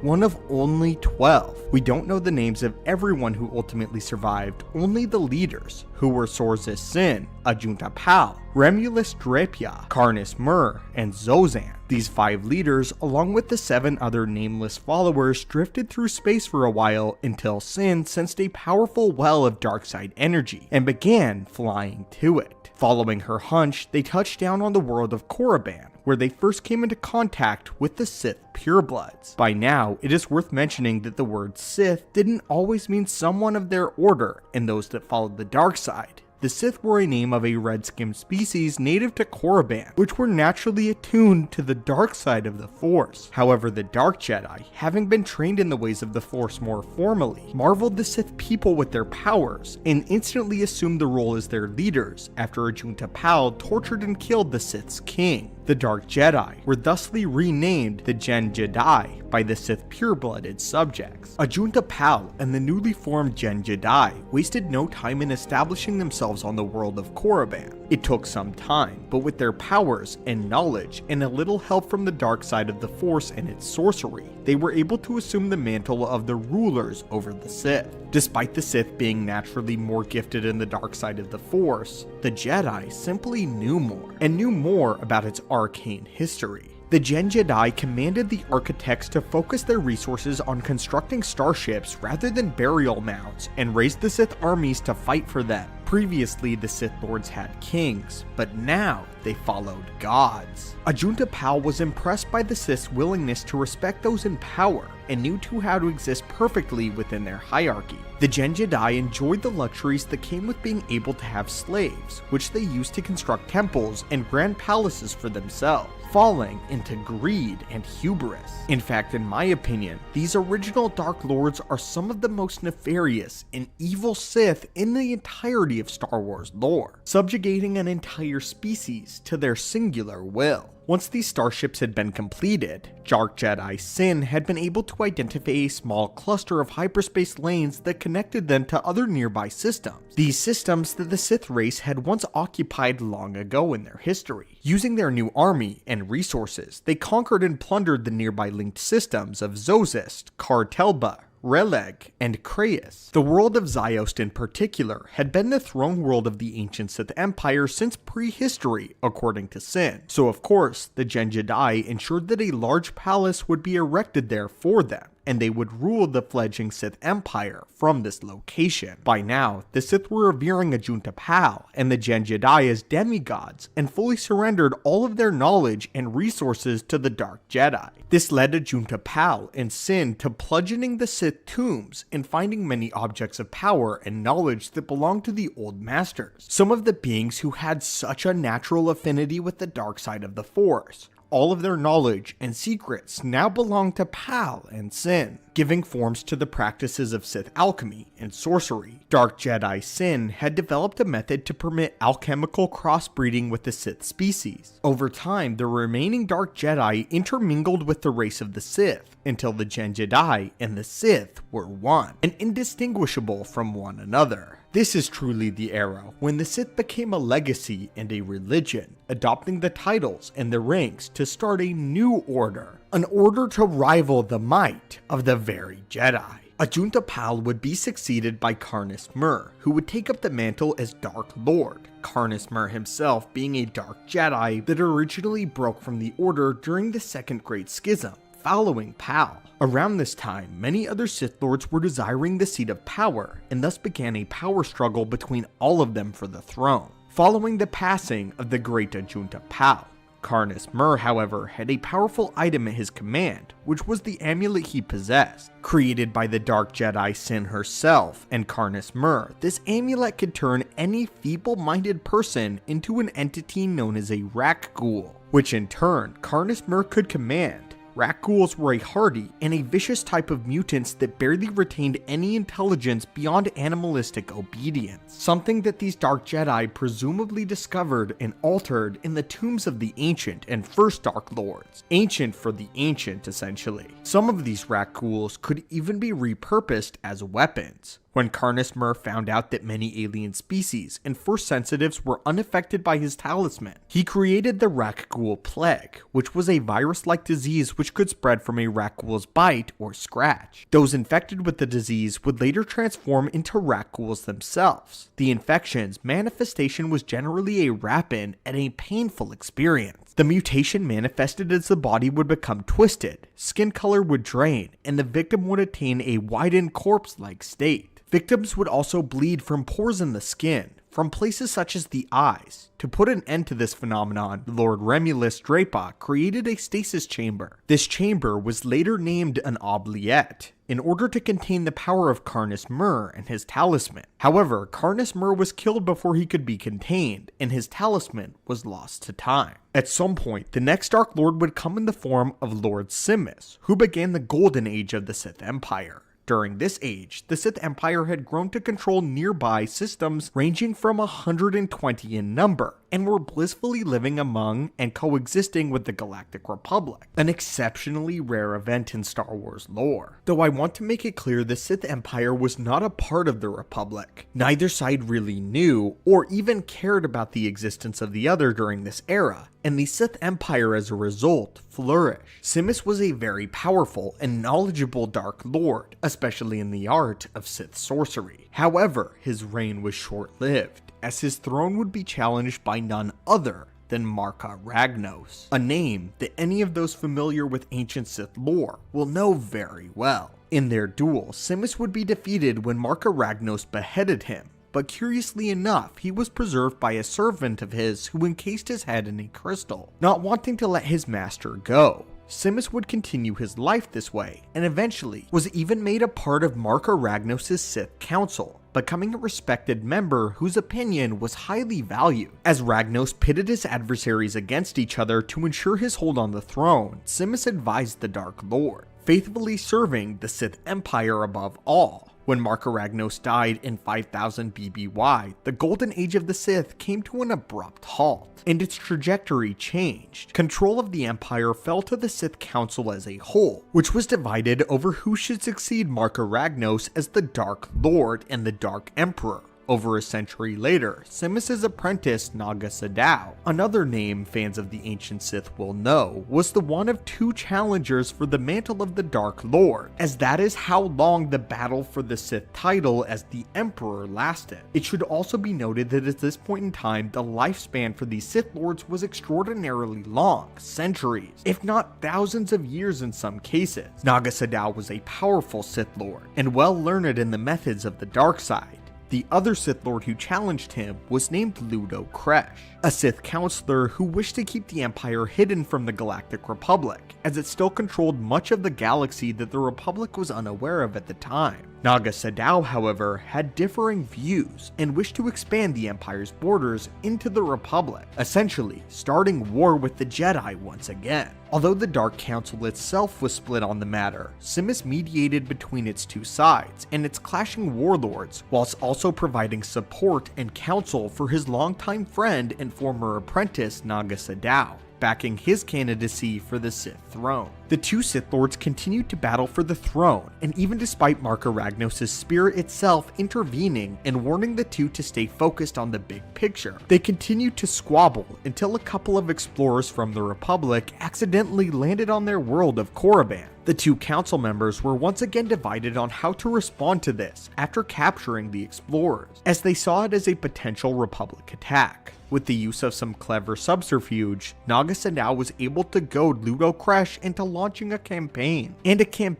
against the fearsome Republic, which began an event known as the Great Hyperspace War. Unfortunately, the battle was on three fronts: Naga Sadow's fleet, the Republic's fleet, and Ludo Kresh's fleet, with Sadow and Kresh continuously refusing to meet each other in the middle. Their infighting cost them not only the war, but the old Sith Empire as a whole, as it crumbled as a result of their fighting, something that Darth Bane would later try to fix in the lineage of the Sith. Naga Sadow would be unsuccessful in rebuilding the Sith Empire, and went into suspended animation on the planet of Yavin Prime. During the Dark Lord's slumber, the Sith Order would once again return without him on Yavin 4, giving rise to none other than Freed and Nad. a Jedi, or rather, a former Jedi. The history, philosophy, and origin of the Sith coming full circle. But the Jedi and Sith may have been beings that were constantly at war throughout a great portion of galactic history, but they both at least shared one thing in common: their admiration and use of the Force. At the end of the day, whether dark or light, the Force would be the common denominator of these two groups. But not just them, there were many different groups and organizations from around the galaxy that used or worshipped the Force in some form or way. It was the very life of the galaxy after all. But there was one woman who absolutely hated the Force, and she was not a part of the Yuzhong Vong either, or from a different galaxy. This woman was Darth Traya, or perhaps better known as simply Kreia, a woman who lived during the days of the Old Republic and contemporary with Revan. Kreia's life was one that can be summarized as perpetual betrayal, thrown out of both the Jedi and Sith orders despite being a venerated master in both. Kreia came to despise the Force with a great passion, enough to even desire to attempt to destroy it. So now, my friends, it's time to open up yet another holocron and talk about the woman who was truly neutral in the Force in the worst way possible. But before we talk about that, we have sensed a great darkness. Many of you who are watching have not yet subscribed to our order, so if you wish to help us restore balance, reach out with the Force and crush that subscribe button. Now, onto the holocron. The best place to begin in our holocron is to first give a quick overview of Kreia's history. Not too much is known about the Jedi Kreia's early life, but it hardly matters. She enters the story as being connected directly to Revan, as it so happens that she was his Jedi Master prior to the Mandalorian conflict. Kreia was the one who would teach Revan himself, and she was extremely powerful in the Force, much like her apprentice. However, she was also quite a controversial figure among the Jedi, as she was always questioning things about their code and doctrine, much like Qui-Gon Jinn later would. This, though, at the time was a dangerous gamble if we're considering the era. The era that Kreia lived in was when the Jedi Order was descending deeper into the short-sighted dogma, and questioning the Jedi Council was not without its consequences. The nail in the coffin, though, was when Revan went rogue and fell to the dark side. Once the Jedi Civil War began, the Council decided that for now, the blame would rest solely on Kreia's shoulders. She was the one that had trained Revan after all. But to make things even worse, the Jedi Council would banish Kreia for being the master of Darth Revan. Lost and dejected, betrayed by the Jedi truly, Kreia desired to get revenge by going in the exact opposite direction of her Jedi upbringing. Kreia decided to instead open herself up to the dark side for the first time in her life, and become what the Council was worried that she truly was. Unfortunately for her, she would open herself up to the dark side at a pivotal point in the war, the devastation of Malachor V. Kreia opened herself to the dark side of the Force the second that the mass shadow generator was activated and Malachor was destroyed. In the same moment that millions of beings were being instantaneously murdered, Mitra Surik was overwhelmed by the suffering and shut herself off from the Force. At the time, Darth Nihilus was currently being created from the wound in the Force on Malachor, and Kreia was completely overwhelmed with the same feeling of suffering and death, and thus transfiguring her into the dark side itself. It was here that a bitter and maddened Kreia decided to take up the name Darth Traya and start her own new Sith Order. She lied in wait for several years, building up the Sith Triumvirate with Darth Nihilus and Darth Sion, two of the most powerful remaining Sith of the era. But once again, she was also questioning the ideals of the Sith and pointing out flaws in their doctrine. Her constant lectures and teachings began to bore the wary two Sith Lords, and Sion and Nihilus believed that they were too powerful and no longer needed her as their master, and therefore a plot was hatched to separate Traya from the Force eternally. The two Sith Lords removed her from the Sith Order entirely by severing her connection with the Force, binding their might together to eclipse her own. It was here when Traya vowed that she would neither be Sith nor Jedi, but something in the middle, calling herself just Kreia. Kreia was confused and enraged by being rejected from both sides of the conflict and both sides of the Force, but now she had a new understanding. Kreia learned from watching the endless bouts between the Jedi and Sith, and knew it was going to go on forever. The two of them overly reliant on the Force which gave them power, but also kept them in bondage, locked in eternal conflict. As she traversed the galaxy and observed all the suffering and death that was around her because of the conflict, and all of the horrors of Malachor 5, Traya decided that it was neither the Jedi nor Sith that was to blame, but it was the Force itself. The Force was to blame for all the death and conflict that the galaxy had ever seen. The Force had decided to pit Jedi and Sith against one another for all time. By creating the light and the dark, the Force destroyed innocents, killing trillions, at least according to Traya. The Force was the true evil entity in the galaxy. She deemed the Force careless and heartless, hating that it flippantly played with the lives of sentient beings before tossing them away. The Jedi and Sith were destined to war forever in her mind, and the only way to obliterate them and stop the conflict and all sentient beings from this hold would be to break them from the will of the Force itself. She foresaw a galaxy devoid of the Force entirely, where sentients were free to control their own destinies. But Traya knew that her views would be seen as fanatical by both Jedi and Sith alike, and she knew that she needed to be very careful about her next step. And it was at this point that Traya had an insane idea. She needed to create her own Jedi Order with new teachings that she had. All she needed was proof that life could go on without the Force, and that's when she met Meetra Surik. As we mentioned earlier, Meetra Surik had also cut herself off from the Force because of all the suffering she endured on Malachor 5. The Jedi cast her out as an exile as well, believing that the Force had rejected her because of what she did by following Revan and helping Revan activate the mass shadow generator that killed millions. Meetra was a pariah, just like Traya was. Here, Traya became sort of a teacher to Meetra, as the two of them worked together to take down the Sith Lord's Nihilus and the new empire that he had established following the first great Jedi Purge, as Nihilus had taken it upon himself to decimate every Jedi in the known galaxy. Along their journeys, both Traya and Meetra would learn of a way to regain their connection to the Force that they had lost. Although Traya hated it, she did admit to the power she was able to utilize by wielding the Force itself. Because of this, she wanted to discover a way to use the Force without being subjected to its will.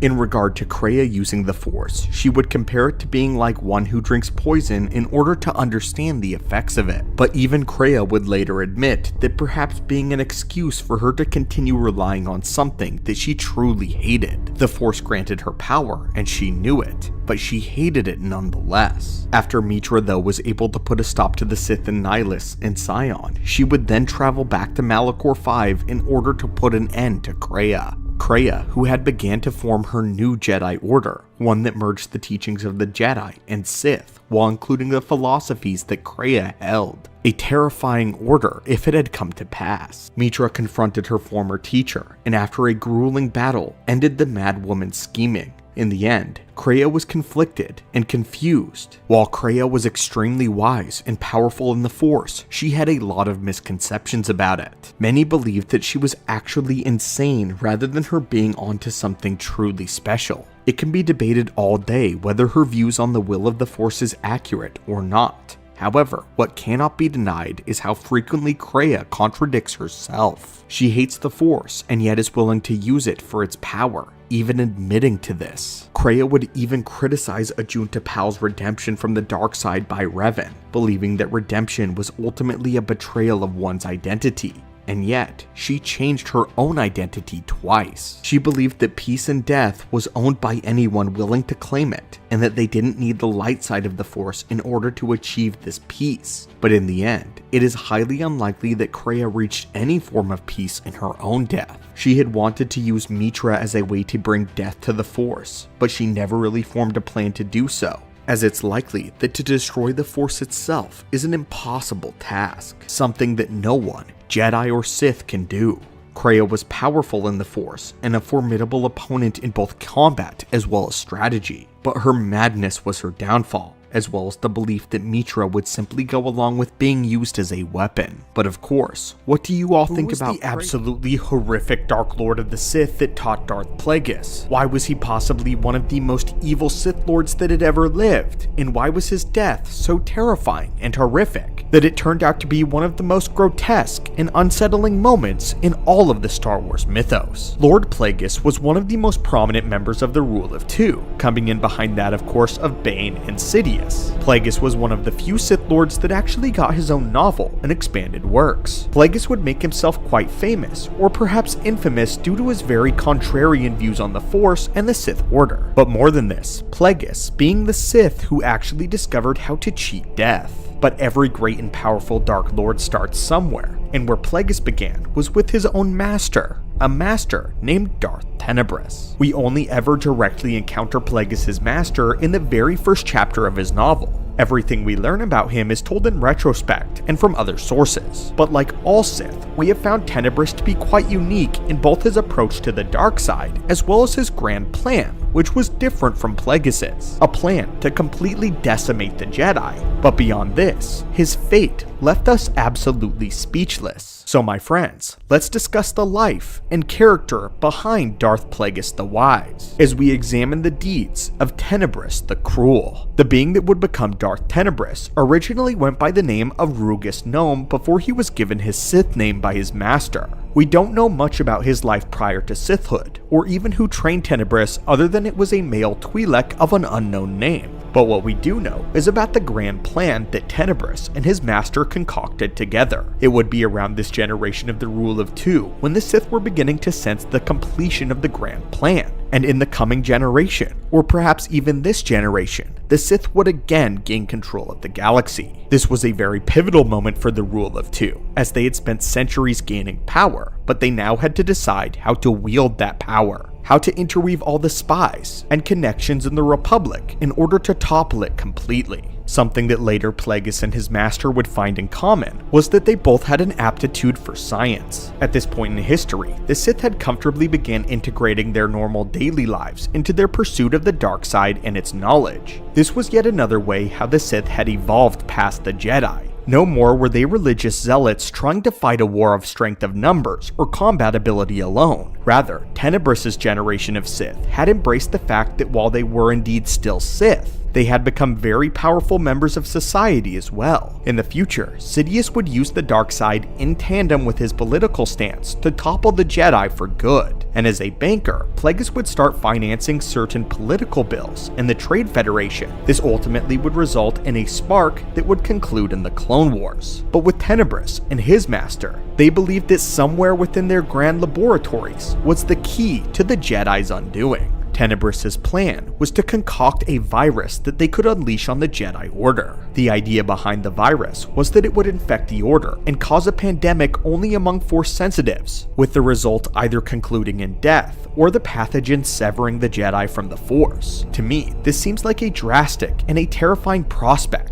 The idea of a Force-based bioweapon is horrendous, especially one that threatens to sever anyone from the Force entirely. Luckily for the Jedi though the experiment was ultimately a failure and was never seen to completion, it would be sometime after this, or perhaps because of this, that Tenebrous no longer saw his master as useful, and therefore removed him. After taking the mantle of the Dark Lord for himself, Tenebrous began manufacturing machines and weapons of terror, believing that one day, technology would simply render the Force obsolete. He believed that he could grow so powerful that he would no longer need the Force at all. By strength of military might and super weapons, Tenebrous would take the galaxy by storm. The Force would finally be surpassed. How arrogant of him. Tenebrous, in fact, became fascinated with the prospect of growing beyond the need for the Force. Unlike nearly all the Sith that came before him, Tenebrous refused to believe that the Force was some sort of all-encompassing, all-powerful entity. He didn't particularly like the idea of the Force as it was written by the Sith and Jedi alike. His logical mind refuted the idea of something so mystical and out of reach that he could never fully control it.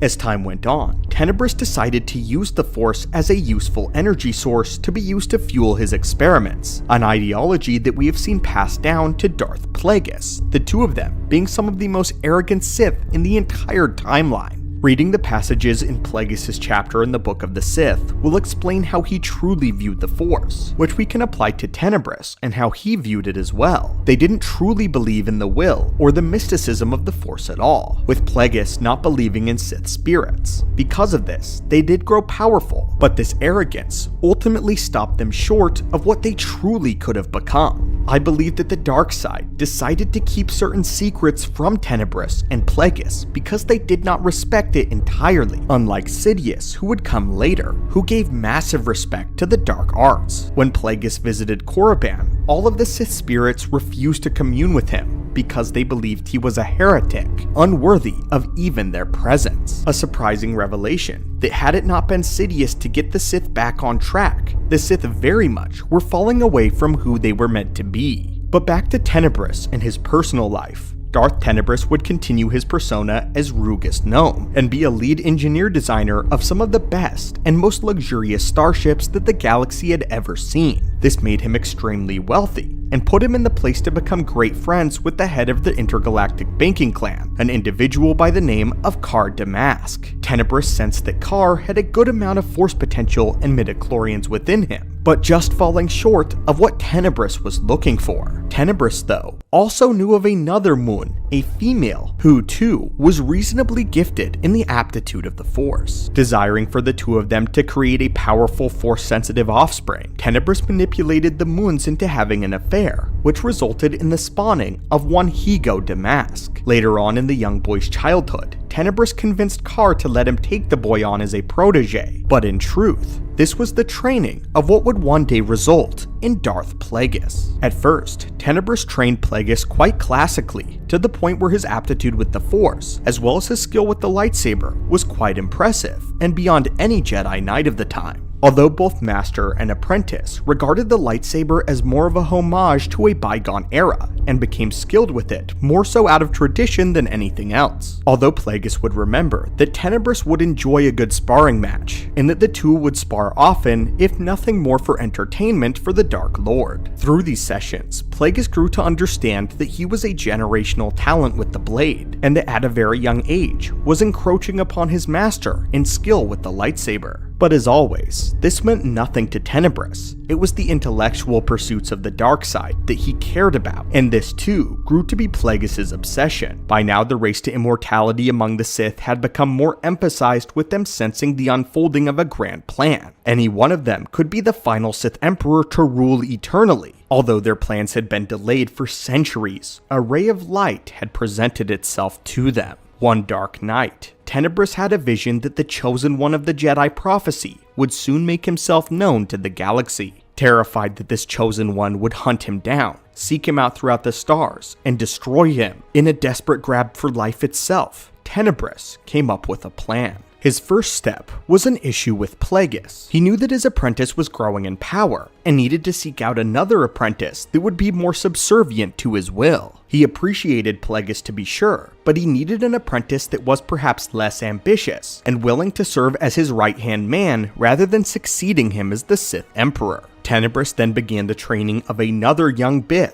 who he named Darth Venomous. He then began researching his own method of immortality behind Plagueis' back, creating something known as the Maxi-Chlorians. This went unnoticed for months, and Darth Tenebrous' plan nearly came to fruition.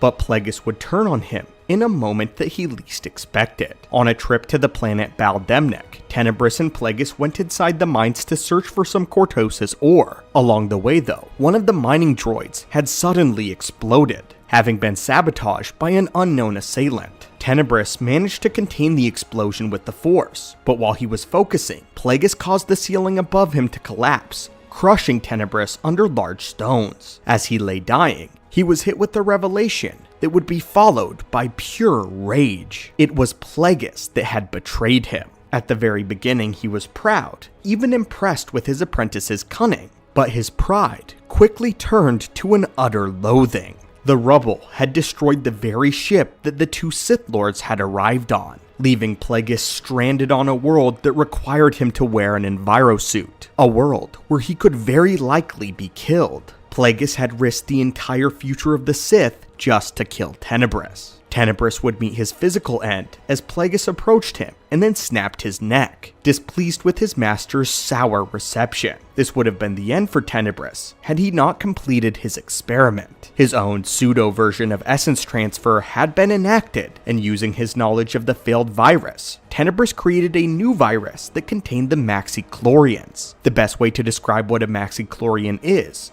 to call them something like artificial vessels for force energies. By using this virus, he had preserved his consciousness within the maxichlorians, and as they left his body, they fled to the closest living thing, the body of Darth Plagueis. And completely unbeknownst to Plagueis, his master would live within him. But in order to do this, Tenebrous had sacrificed something precious, his ability to sense the motion of the future. The master had believed that he would no longer need this, as his future was certain. His ultimate plan was to possess the prophesied Chosen One whenever he was discovered, perfecting essence transfer, and doing so when the Chosen One was still very young and unable to resist the Dark Lord. This would give Tenebrous access to a body with a historic amount of midichlorians, and therefore ultimate power. Ironically, Tenebrous had bet everything on the powers of the Force. As his physical body died, Tenebrous entered his apprentice's body and slipped into his very cells, infecting them with his maxichlorians. But as the infection spread,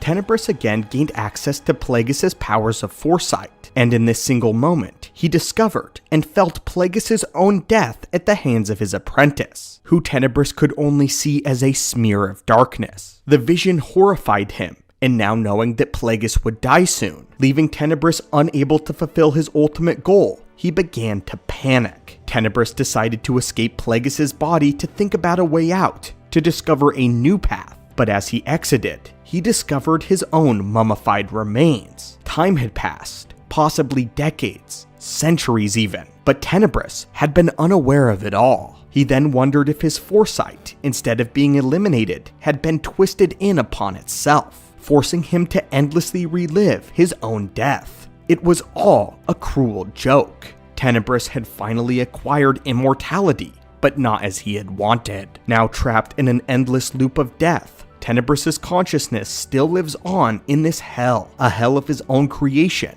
without even a mouth with which to scream. And so, this was the life and ultimate failure that was Darth Tenebrous. But my friends, yet again, students of the Force, and welcome back to our archives. Recently, we have been discussing quite a bit about Darth Plagueis, the Sith Master before Sidious. Plagueis' discovery of influence over the midichlorians was revolutionary for both Jedi and Sith alike. No other being in history, including that of the many great Sith sorcerers, had discovered such an ability. This was due to Plagueis taking a more scientific approach to the Force, rather than be swept up in its mysticism. In fact, one of Plagueis' main critiques of both the Jedi and the ancient Sith is that they only seemed to take the Force at face value, and only wanted to pursue the spirituality of it rather than ask the deeper questions of why and how it operated. This led Plagueis on a journey of discovery, one that resulted in the culmination of his power and his ability to create life by influencing the midichlorians, but also one that left a long trail of crime and experiments in his wake. His discovery of creating life was one that took many decades for him to perfect, and like any scientific discovery, there was a period of trial and experimentation. And when concerning life itself, the experiments are rarely humane in the slightest. So what were Plagueis' experiments actually like? What moral corners did he have to cut in order to achieve his ultimate goal? What horrific lines did he cross? Well, students of the Force, today we are going to sift through Plagueis' research notes and open up yet another holocron in order to find out. Before we begin though, our logs indicate that many visitors that have passed through this research center have not yet subscribed, so if you enjoy this kind of content, be sure to drop a like and force crush that subscribe button to stay up to date with all things Star Wars. Now, let us begin. We know of quite a few instances of Darth Plagueis' experiments, which he briefly mentions in his research notes in his chapter in the Book of the Sith. He mentions that cutting the amount of midichlorians in a subject will result in death. He also concludes that midichlorians are necessary for life to exist, since most normal non-force sensitive beings have around 2,500 midichlorians. He attempted first to increase the midichlorian level through blood transfusion. However, the native midichlorians of the host reject the influx of foreign cells, cells, presumably leading them to death. Beginning with smaller animals, Plagueis got to work on his next troubling test. Plagueis describes the process of amplifying his will through his own midichlorians in order to override the voices of lesser, concentrated midichlorians of his test subjects, in a sense using his own midichlorians to overpower them. Plagueis says that all midichlorians are linked to one universal mind, and thus he found it difficult at first to exert his will, as his own midichlorians resisted being imposed on their fellows within the same animal subject. Eventually, however, the midichlorians gave way, and his will was exerted over them. His first success came with the small animals, but then he switched his focus to using actual slaves he purchased from the Hutts. The result of his experiment was that he was able to have the midichlorians override their natural life cycles. By doing this, they began to draw upon the Force to keep themselves alive on a microscopic level. This prevented tissue decay on their host and put an end to all aging or even disease. We aren't told who of any of these slaves were. Plagueis doesn't mention it in his notes, and I highly doubt he really cared for any of them. However, I can't imagine what it was like for those souls to have been through having their cells altered on a microscopic level by using the dark side, with the result being their midichlorians could be controlled. Plagueis then began to wonder that perhaps the midichlorians could be induced to create life on a molecular level. Plagueis concluded that in theory, the midichlorians could be persuaded in a mother to create enough cells to form a zygote without the need for a father. The result of this would accumulate to a child that would be so incredibly powerful with the Force that they might have a count of 20,000 midichlorians or even more. And I'm sure you've connected the dots now about Anakin's conception and his midichlorian count, which of course you would be correct. But this is not where Plagueis' experiments stop. He went on about acquiring almost 100 humanoids, presumably more slaves, that were all near identical midichlorian counts. He experimented endlessly with all of these people before successfully prodding the midichlorians into an asexual fission that would result in them being able to multiply. However, in many of the subjects, the midichlorians began to replicate rapidly, increasing the number uncontrollably until it killed the host. 100 test subjects, and Plagueis said that this was a common problem that happened with the majority of them. However, in the margins of the page, he mentions that his experiments had been in the thousands. Thousands of humanoids were subjected to this Dark Lord's sick torture. The idea of having the Force influence a being on a molecular level is discomforting to say the absolute least, and Plagueis did it thousands of times. Torture was one thing, as perhaps Sith in the past did so to extract information. Perhaps the victim's torture would cease when they gave in and told the Sith what they wanted to, but this was completely different.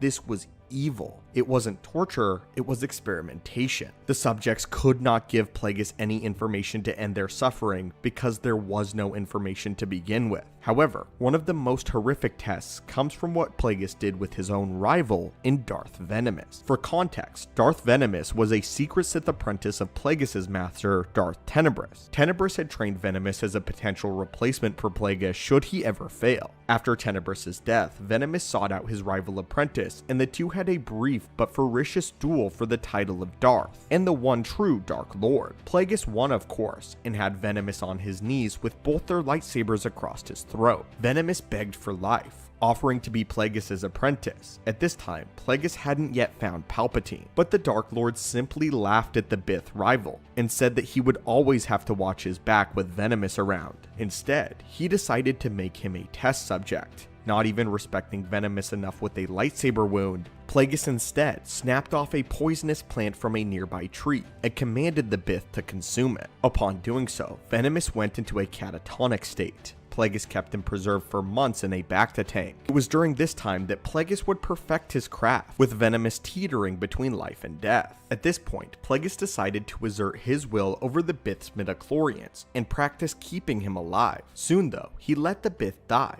But then, he influenced the midichlorians and successfully brought him back to life. He then let him die again, and then brought him back again, over and over. For a month, Plagueis practiced this, until he decided to finally show Palpatine what he had accomplished, and he began to rapidly allow Venomous to die before continuously resurrecting him. He did this so much that Venomous' organs finally gave out, and Plagueis allowed him to die indefinitely. This horrific display shocked even Sidious while he was watching it all unfold. This act was so horrible and disgusting that even the very will of the Force itself began to flee from Plagueis, and it went silent on him. But my friends, although it only lasted 3 years, the Clone Wars was one of the most traumatic times in galactic history. There was no rest for any of the factions, as there was always something occurring. Within the small time frame of the war, so many evil machinations and experiments by Dooku would rise and fall. But one of the most mysterious creations of Tyrannus was his duo of the personal Doppelgangers. This is one of the more secretive experiments that went on during the Clone Wars, and Dooku's attempt to somewhat clone himself using the dark side and secret experiments. Clones that could use the Force and mimic his own fighting style.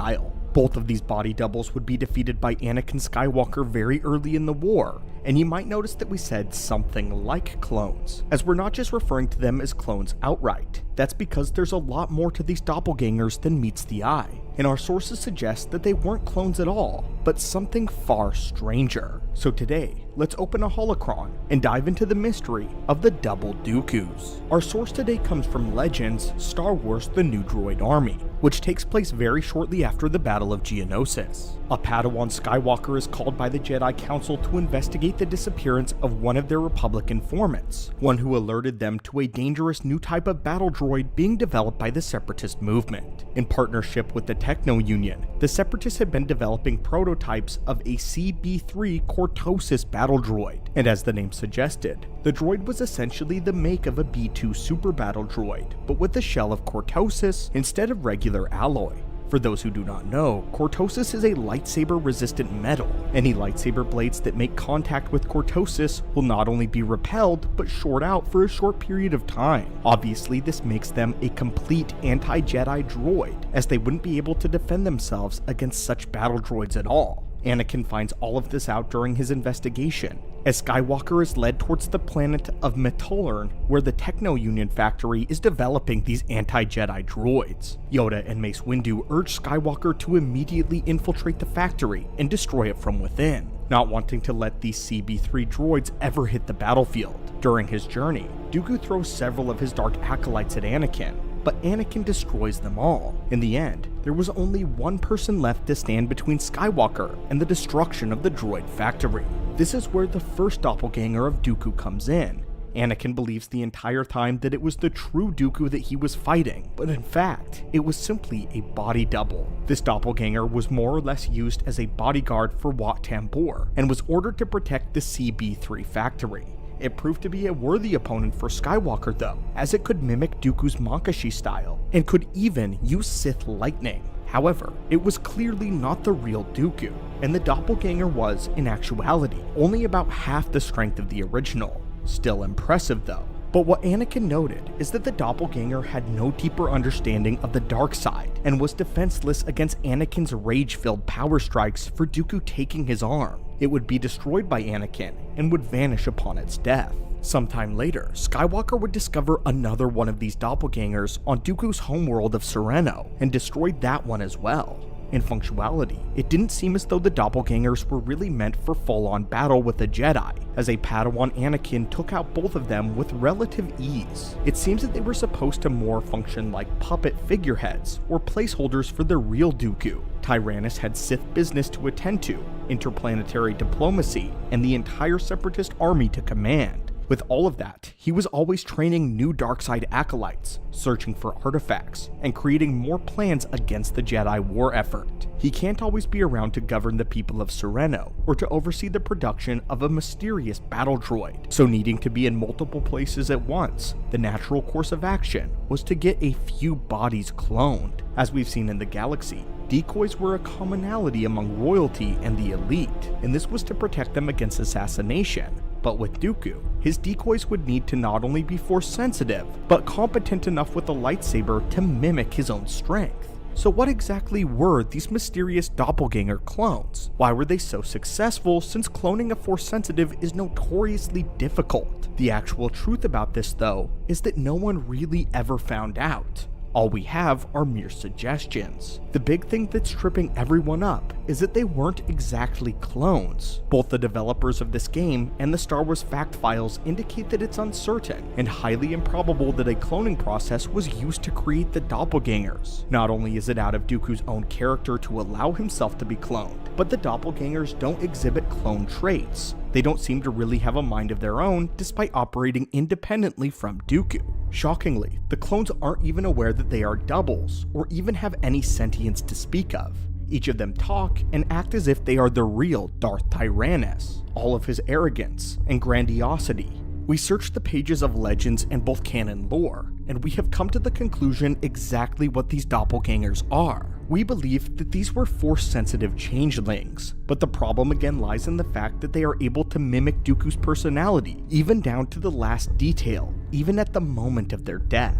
And then there's the fact that the doppelgangers tend to vanish when they died. Despite the fact that File offers as a suggestion, it's impossible for them to be Force illusions, because we know that this requires an active, conscious effort to project them, and Dooku would have to be in the same place to project his consciousness. Even if Dooku were powerful enough to do this, he would have to be in strenuous meditation. Even with all of that aside, assuming perhaps the illusions are being projected by someone or something else, they're solid and have the ability to fight and wield the Force effectively. The doppelgangers can take lightsaber wounds and inflict them as well, so it's literally impossible for them to be illusions. The more you think about it, the creepier it gets, as each and every possibility starts getting ticked off the list. The only thing that we can think of is the last option that's offered: a dark side creation using alchemy. Here at the channel, we know that in the natural world of science, the Dooku doppelgangers just don't make any sense in the lore, but the dark side of the Force contains many possibilities that are unnatural.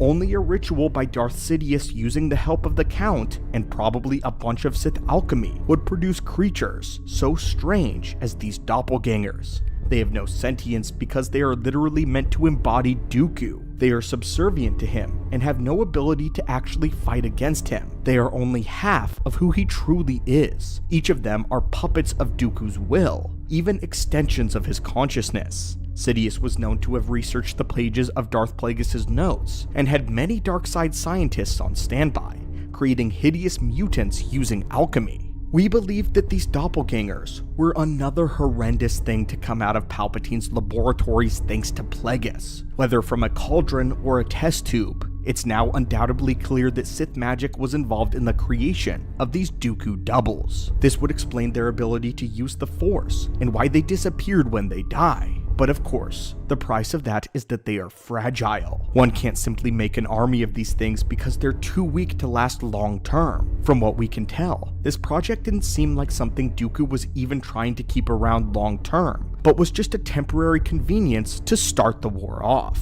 But anyway, my friends, this is some deep lore that we covered today, and I hope you enjoyed it. But just because we couldn't find anything concrete in the lore doesn't mean that you can't. So what do you believe these Dooku doppelgangers were? The doppelgangers were described as a strange addition to a Game Boy Advance Star Wars game, which was meant to give the player a feeling of accomplishment for defeating Dooku. But the creators of the game explained that they couldn't have any continuity errors of Dooku being killed prior to Revenge of the Sith, especially by an Anakin who was just a Padawan. This is why they made the bosses half the power of Dooku. But what's interesting is that the game developer, Abel G. Penna, decided to have the doppelgangers be explained as products of the Force rather than clones, as he believed the clones were becoming an overused trope for inconsistent deaths. He also would go on to explain that the reason he had them disappear was to give more evidence that they were conjurings of the Force itself. The behind-the-scenes reasoning for the doppelgangers is actually pretty funny, but when you look at them from an in-lore perspective, and the fact that they are Sith creations makes them quite horrifying to think about.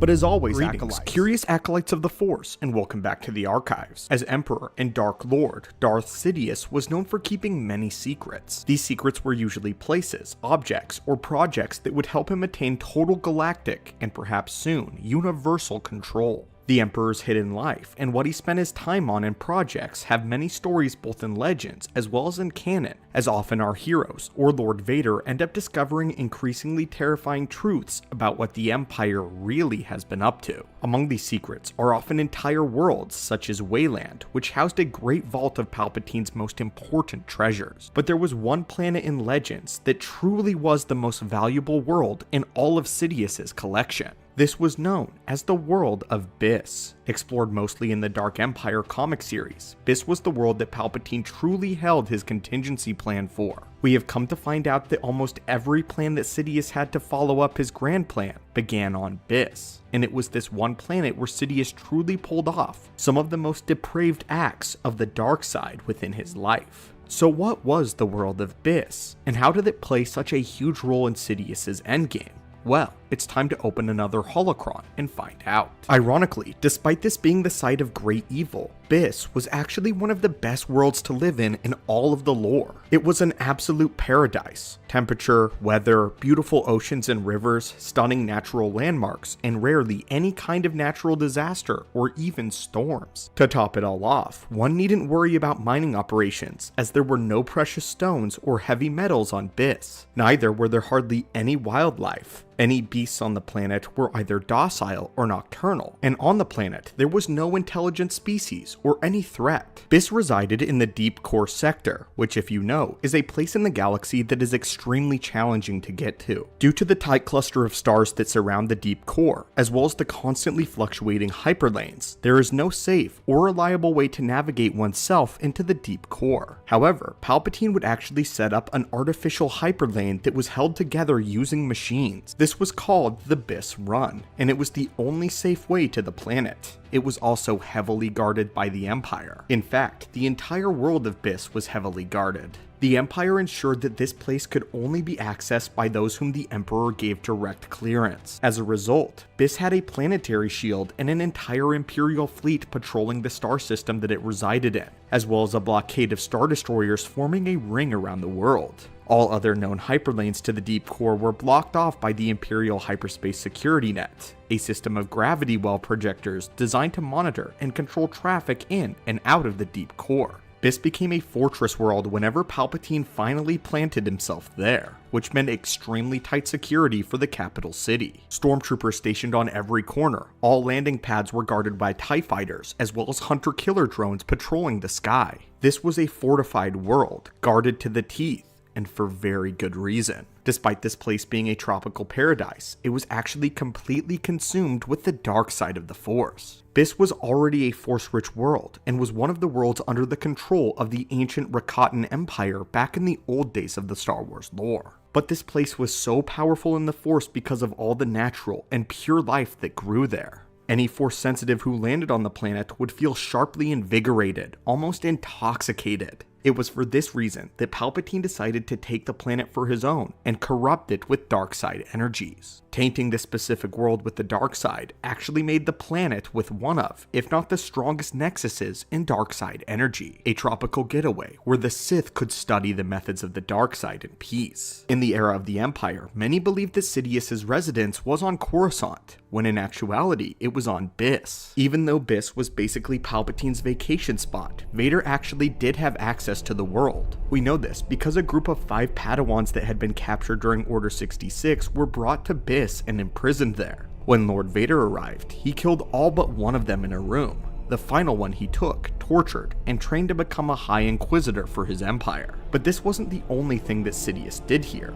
The most important experiment that ever happened was what he did to the local residents. You see, the real meaning of the planet Byss resides in what it meant to the rest of the galaxy under the Empire's rule. Byss gained a reputation as being a resort planet that was truly the finest in the galaxy in terms of quality of life and available luxuries. Due to the propaganda placed by the Empire, there was a broadcast sent out that invited immigrants to come and live life in the capital city, promising them that they would have the best life that the Empire could possibly offer. This invitation was even extended to the survivors of the destruction of Alderaan, and when the immigrants arrived and began integrating themselves into society, they truly did experience pleasures and luxuries. But all of this was to keep them blissfully distracted from the fact that they were all quickly dying. Sidious was in actuality harvesting his citizens like cattle by draining the life force of all of the residents of Byss to fuel his dark side experiments. He used it to carry out all of his vile projects, as well as to create clone bodies of himself. When Darth Sidious had finally been able to come up with the contingency plan of using essence transfer to live forever, he managed to do so at the Battle of Endor,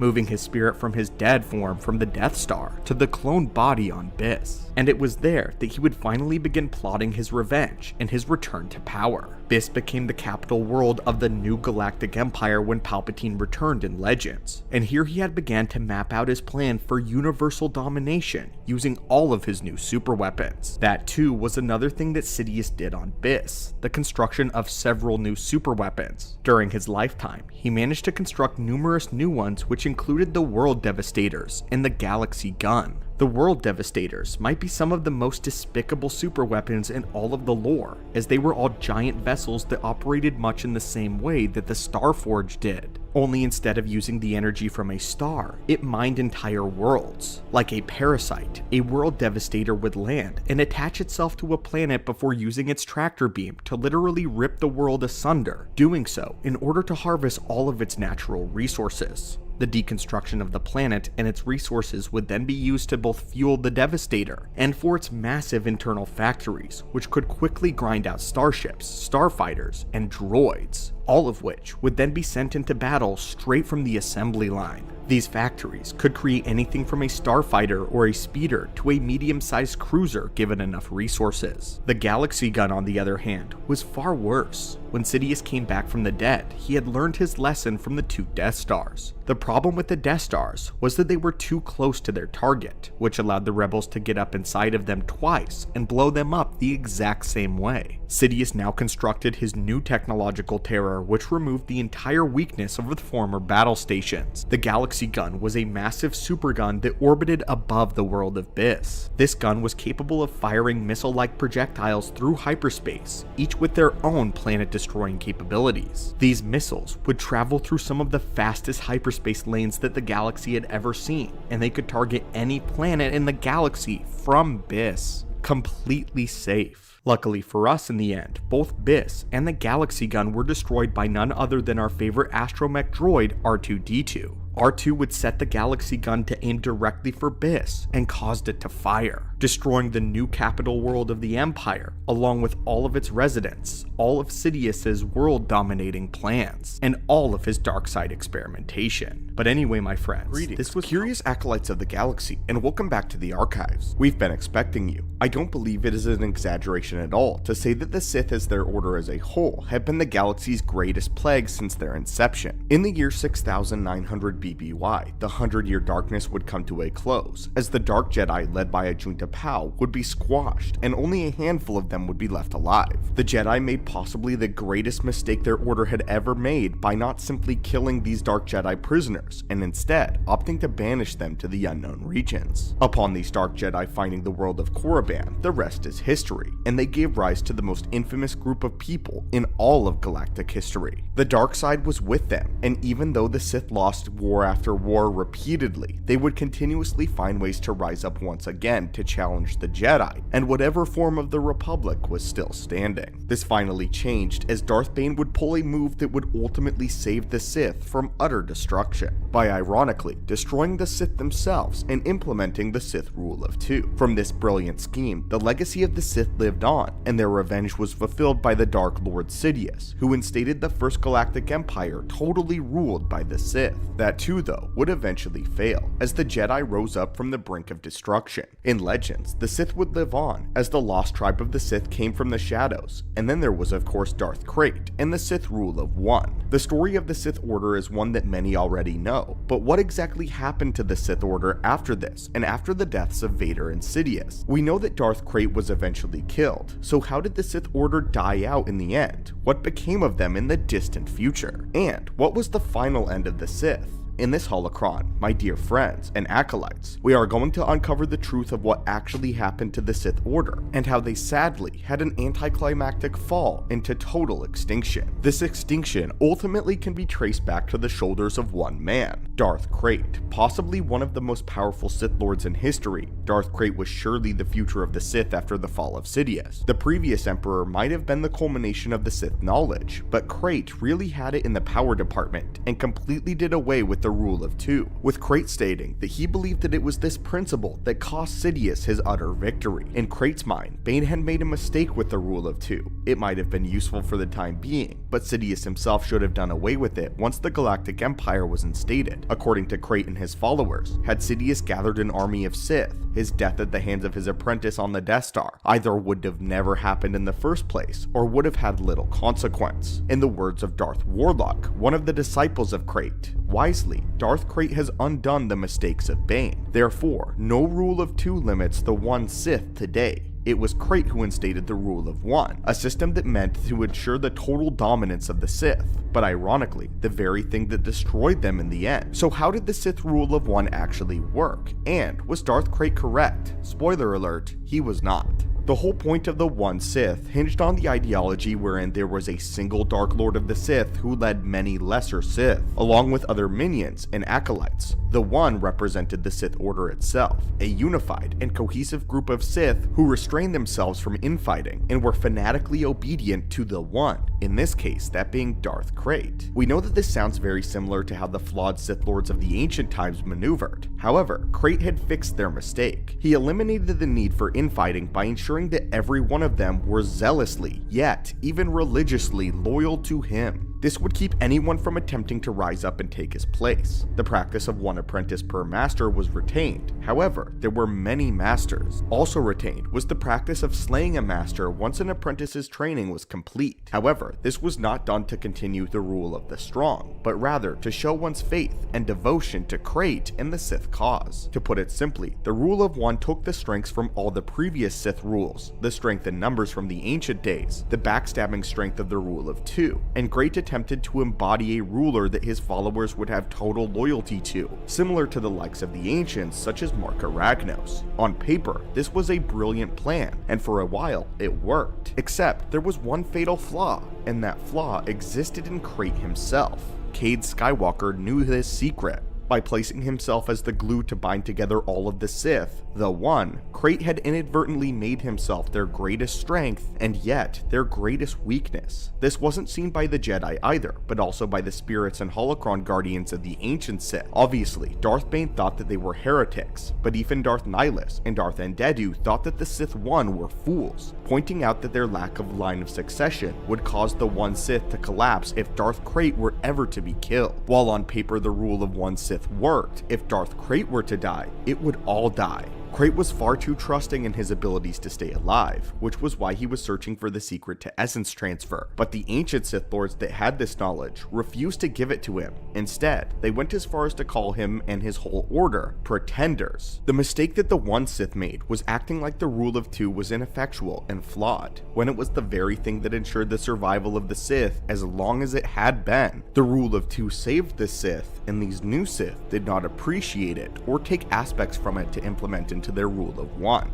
Maybe it was indeed time to raise an army of Sith, but Krayt shouldn't have expected himself to stay alive forever. This vain notion was the exact thing that Darth Bane fought directly against. All the Sith in the Baneite era accepted that they were expendable to the cause and welcomed their deaths with open arms. Fear of death and succession was what made the Sith weak in the first place. Ultimately, the ancient Sith would be proven correct upon Darth Krayt's final death at the hands of Cade Skywalker. Control of the Sith Order passed to Darth Nihil, and the One Sith continued to follow him loyally. Problem in that is that none of the Sith of this time were anywhere close to the level that Krayt was at, and the Jedi didn't even need to pursue the Sith, deeming them a non-threat, which normally would have been a massive mistake, but here it actually makes sense. The Sith Lords would eventually scatter and collapse, as the Sith Lord known as Darth Red would eventually kill Nihil and assume leadership. Red had actually adhered to the rule of two, and exposed the One Sith for their weakness. The other Sith, such as Darth Scythe and Darth Talon, had left, either being killed or fallen into obscurity.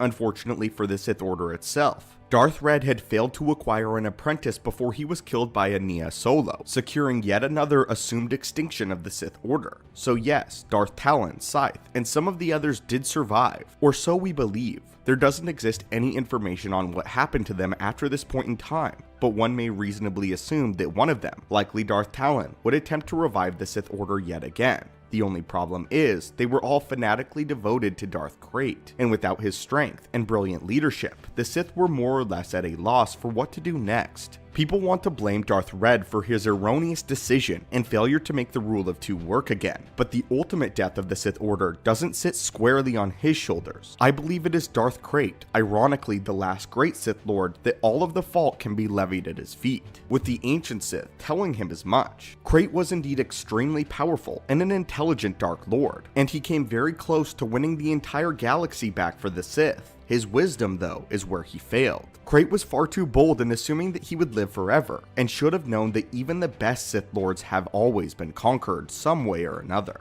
If he intended to live forever like Sidious wanted to, and Andedu almost did, then he should have instated an apprentice as a contingency, while searching for the secret to immortality. Let's hypothetically say that he did this. He took someone that he trusted like Talon, Warlock, pre his betrayal, or Scythe, and instated them as a sort of a decoy leader.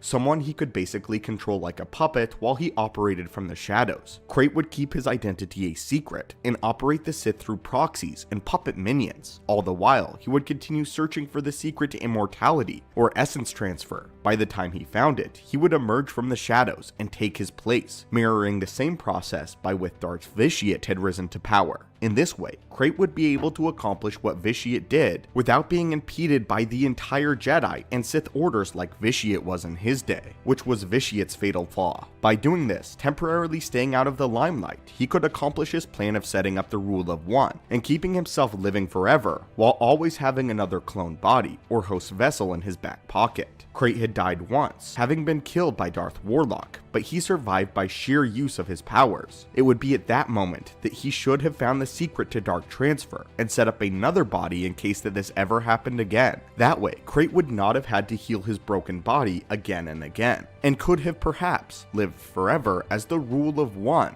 if he had simply adopted these changes. But anyway, my friends, curious acolytes of the Force, and welcome back to the channel. In our studies of the Force, we have come across a great many rather strange fringe groups that operate on the outskirts of the galaxy, far, far away from the warring Jedi and Sith orders. These groups that saw the Force in very different ways than we are used to seeing in Star Wars lore. Most of us are accustomed to the invisible telekinetic movements of the Jedi, or perhaps the crackling blue electricity of Force lightning as done by the Sith. However, in the lore, we are also aware of many Force-based organizations who reject traditionalism when it comes to the Force, and instead embrace a more esoteric use of it. My friends, what we have decided to do today is bring together a list of 5 groups that use the Force in wildly different ways than the Jedi or the Sith do. Our criteria was based entirely on the notion of these groups being able to physically manifest the Force in a completely separate way than we have seen before, and we will do our best to describe what we know of them with the information that is available.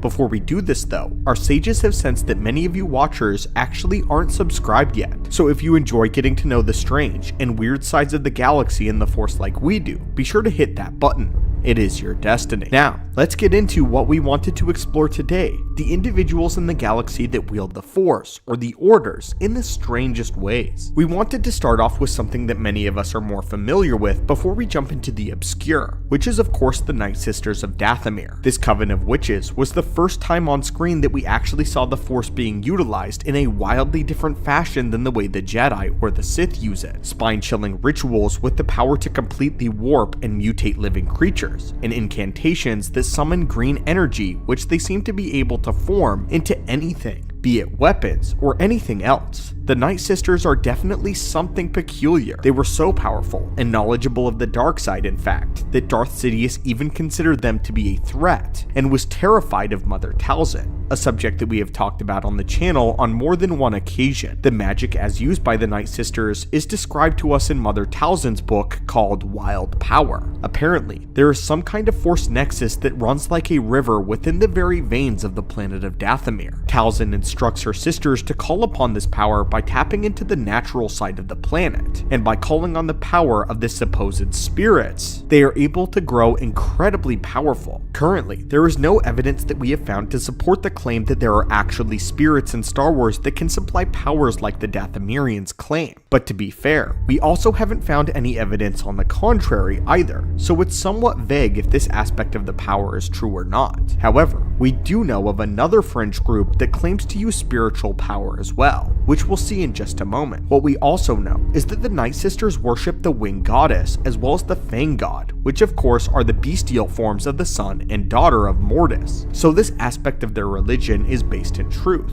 So there's a chance that they may indeed be Force spirits, and that they are out there, and they are separate from the Jedi Force ghosts and Sith spirits, beings in the Force that are spirits that no longer belong to either the light or the dark, but perhaps something in the middle, or something deranged and in between. Despite the fact that Talzin claims that the Night Sisters are to reject the narrow views of the light and dark sides of the Force, their magic has been proven to be based entirely in the dark side, and it is quite malicious in nature, as we have seen on multiple occasions. The power of the witches has been seen to manifest as their spells and rituals, as we've mentioned earlier, but also potent poisons, and the ability to create a green energy mist that they are able to shape into spells and physical weapons that have proven to be strong enough to contend with even a lightsaber.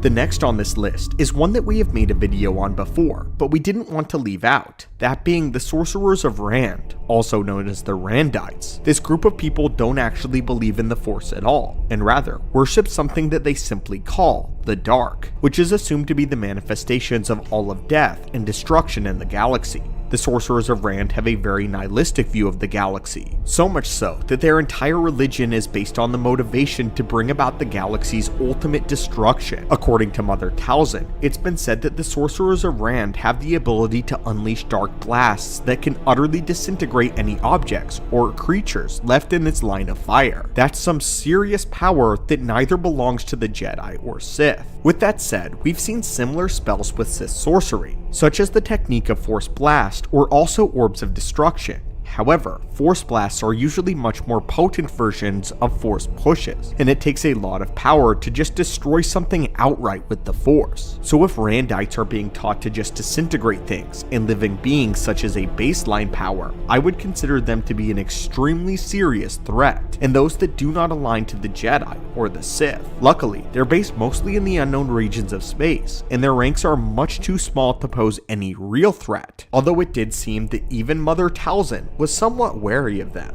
Up next, we have the Shapers of Crovar. Like the Night Sisters, the Shaper of Crovar claim to derive their power from the spirits of nature, and it definitely shows in the way that they apply the Force. The Shapers seem to be something more of a completely different universe, as they are able to use dark magic to manipulate the elements of the earth, water, air, and fire to their wills. Their abilities include crumbling stone, creating walls of wind, and generating spouts of flame. If they so desired, they could also just set their opponents on fire. Their manifestations of the Force depend on their element of study, but were also influenced by the location of their habitat. The Crovar system held a vast array of different biomes that directly contributed to the studies of the groups. Shapers native to the Ungla Valley, for example, were more adept at wielding fire due to their presence of lava flows near there. Master Shapers were also able to wield other physical manifestations such as lightning, which was considered a further extension of their elemental capabilities. They are willing to hire their services out. However, there are very few in number and are pretty low tech,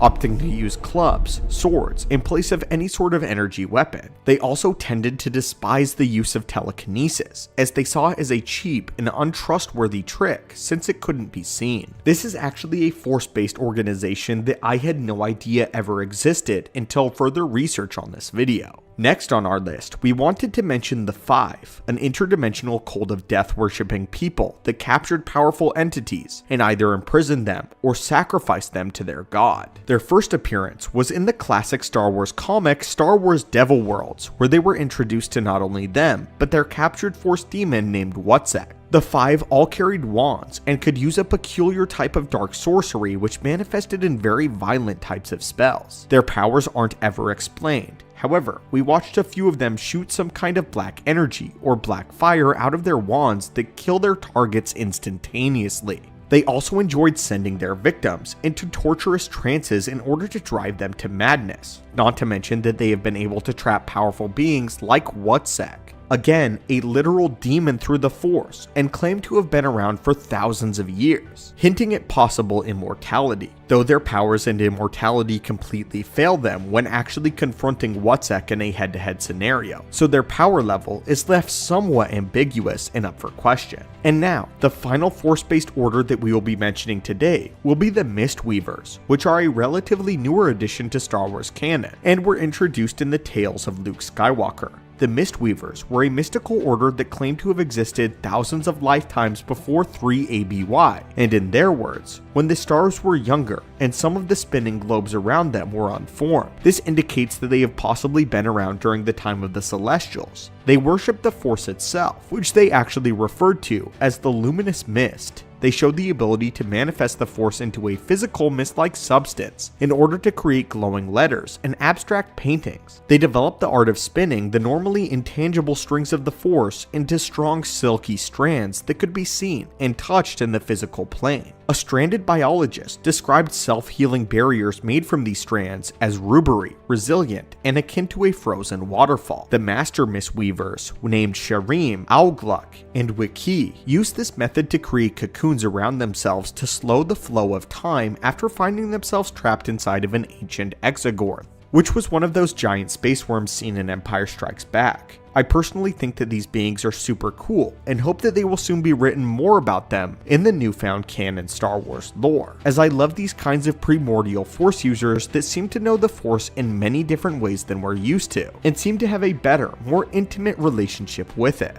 Anyway, my friends, I hope you enjoyed again, curious acolytes of the Force, and welcome back to the archives. As many of you know, we have begun our deep descent into figuring out the truth behind the Grey Jedi. We started off this series by analyzing a few characters, starting with the self-proclaimed Grey Jedi known as Jolee Bindo. For this video though, we have decided to head into the pages of history to figure more about the misconception of Grey Jedi. A popular belief is that Grey Jedi have the ability to use both sides of the Force at will, able to master the light and the dark side in tandem with one another. In our video about why Grey Jedi are stronger than regular Jedi, we debunked this idea. However, our researchers wanted to find out the origin of this misconception, and we believe we know where it came from. Much of what we know about Grey Jedi is skewed due to one Force organization that claimed to know the truth about the Force itself. This group was known as the Jedi, and we've mentioned it many times throughout the channel, but we haven't really done an in-depth analysis on them. This Force-based organization branched off from the Jedi Order itself sometime before the events of the Clone Wars, with this group being the most commonly associated with the Grey Jedi term, though not all is what it seems. So please join us in this journey into the history and construction of the Jedi, and how they forever influenced the meaning of Grey Jedi and what this truly was. The history of the Jedi all start with a young Jedi that was ultimately led astray. The name of this Jedi Knight was Nikos Tyrus. While on a studious search through the Jedi Temple archives, Nikos came across a journal that once belonged to Lardon Noon, who was a follower of the Sith Lord Exar Kun during the Old Sith War. The journal contained Noon's philosophical teachings and opinions on the light as well as dark side of the Force. Within these texts contains Noon's biased accounts of the Second Great Jedi Schism and how this happened. Unfortunately though, the young Jedi Nikos took this as fact and began to believe that the Jedi Order had fallen to the dark side unknowingly. Like many schisms or breaks before, Nikos defected from the Jedi and took with him many followers to form their organization known as the Jedi, which meant followers of the hidden truth in the Sith pure-blooded language. Using the Journal of Lardon Noon as a sort of guide, Nikos would begin teaching his followers the hidden secrets of the Sith as they followed a philosophy called the Embrace of the Shadow. It was their belief that they could master both compassion and rage and call upon them evenly. This was ultimately proven to be false though, and Nikos would unknowingly be leading himself and his followers down the path of the dark side, believing that he could separate the two and become an ultimate power in the universe, a master of the light and the dark, something that we know is nearly impossible, if not completely impossible. As time went on, the Jedi distanced themselves from the Jedi teachings and formed their order to be structured in a very different manner. Their ranks were Apprentice, Defender,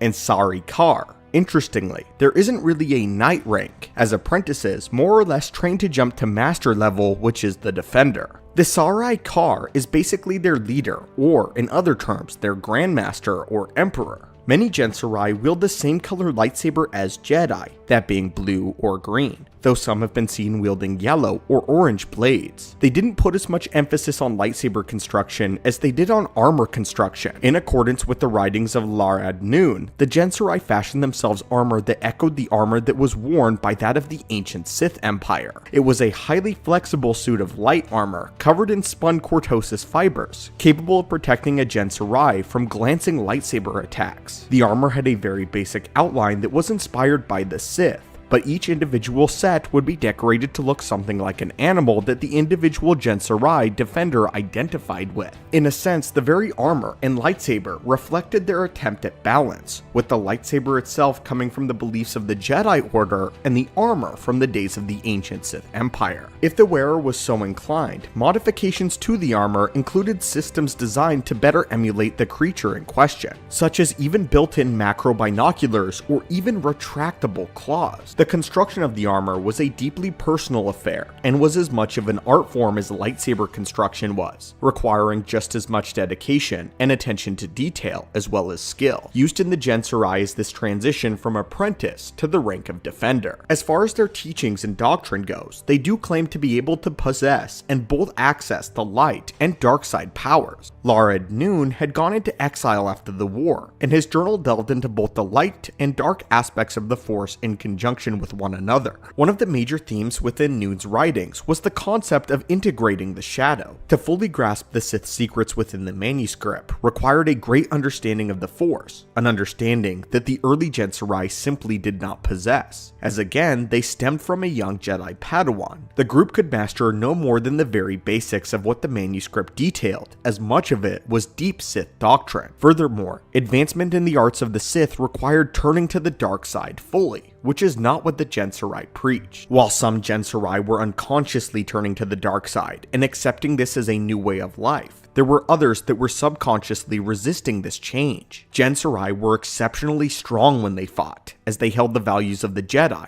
but still used the aggression of the dark side. This made them exceptionally dangerous on the battlefield. Because of their inability to really consolidate the light or the dark side of the Force in their powers, they mostly fought with their lightsabers and harnessed the Force more internally, making them some of the greatest duelists of the era. The Genseri fight fast and hard without ever surrendering, and can be very dangerous in small groups, especially when trapped in a corner. However, they dedicate themselves to protecting their own and the inhabitants of their own planet, and will only fight if provoked. Again, a holdover from the Jedi Order. What's unique about the Genseri and these Grey Jedi is they believe that they are the truest form of the Jedi, and that the new, more modern Jedi were infected by the ways of the Sith. And in all of the history books, there was actually one single major engagement between the Jedi and the Genseri. This provocation came when a group of Jedi Knights would stumble across Nikos and a few other Genseri defenders or masters. Believing them to be Sith cultists, the Jedi engaged the Genseri in a fierce battle, which resulted in Nikos' defeat and his ultimate death. Learning of this great tragedy, the wife of one of the Genseri that were slain took up the mantle as the new Sarai Kar, and she ultimately believed that the Jedi had fully embraced the dark side and were just murderers, with the origin of the Jedi and their legacy now passing to the Genseri. However, with the loss of their leader in Nikos, also came the loss of Larad Noon's journal. Without it, the Genseri actually managed to sway themselves back to the light side, and do so over the course of several years. The Genseri lived through the Clone Wars as well as even the Galactic Civil War, and they even met Luke Skywalker's newly formed Jedi Order. While tensions were high in the beginning, eventually Luke got the Genseri to see that the Order had been remade, and they became allies once more. The Grey and the Light united. So what can we learn from the Genseri in this tale? Well, this lets us know a few important things. 1. The dark side can corrupt those even if they do not realize it, so using Sith teachings in any capacity can lead down the dark side. However, one who tries to use both compassion and rage will find themselves completely unable to fully embrace either the dark side or the light, and can only use it on a very surface level. The Genseri are echoing proof of what we found out about Darth Gravid.